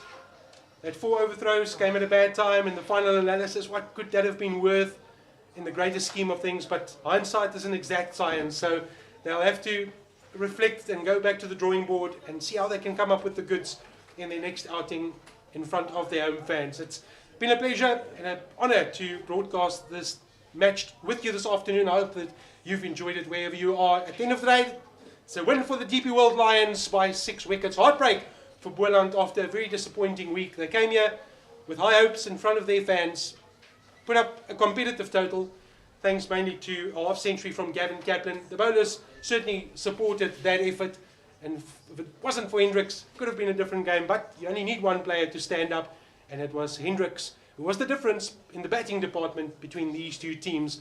But we look forward to a lot more cricket coming your way. The Lions still sitting pretty on the scoreboard. They're part of that top 3 that consists of the Dragons, the Titans and the Lions. For Boland, more to think about as they have only 1 victory to show for their first 5 matches in this competition. If we can look ahead to what's coming towards Paarl, there's still a lot of cricket on show. And for Boland, 16 October, they have a meeting with the Warriors. So that's one to look forward to. For the Lions, a home match against Western Province on the 16th of October. There's then a reflection of the scorecard. Hendricks stands out with his 72 from 50 deliveries. Zubair Hamza offered a supportive role in a valuable partnership. He finished on 37 from 45 balls. But Delano Potgieter stole the show in the final over with a maximum to take the Lions over the line, 132 for the loss of 4. From myself, Jeremy Fredericks, Kieran, we greet you until the next time. Enjoy the rest of your weekend.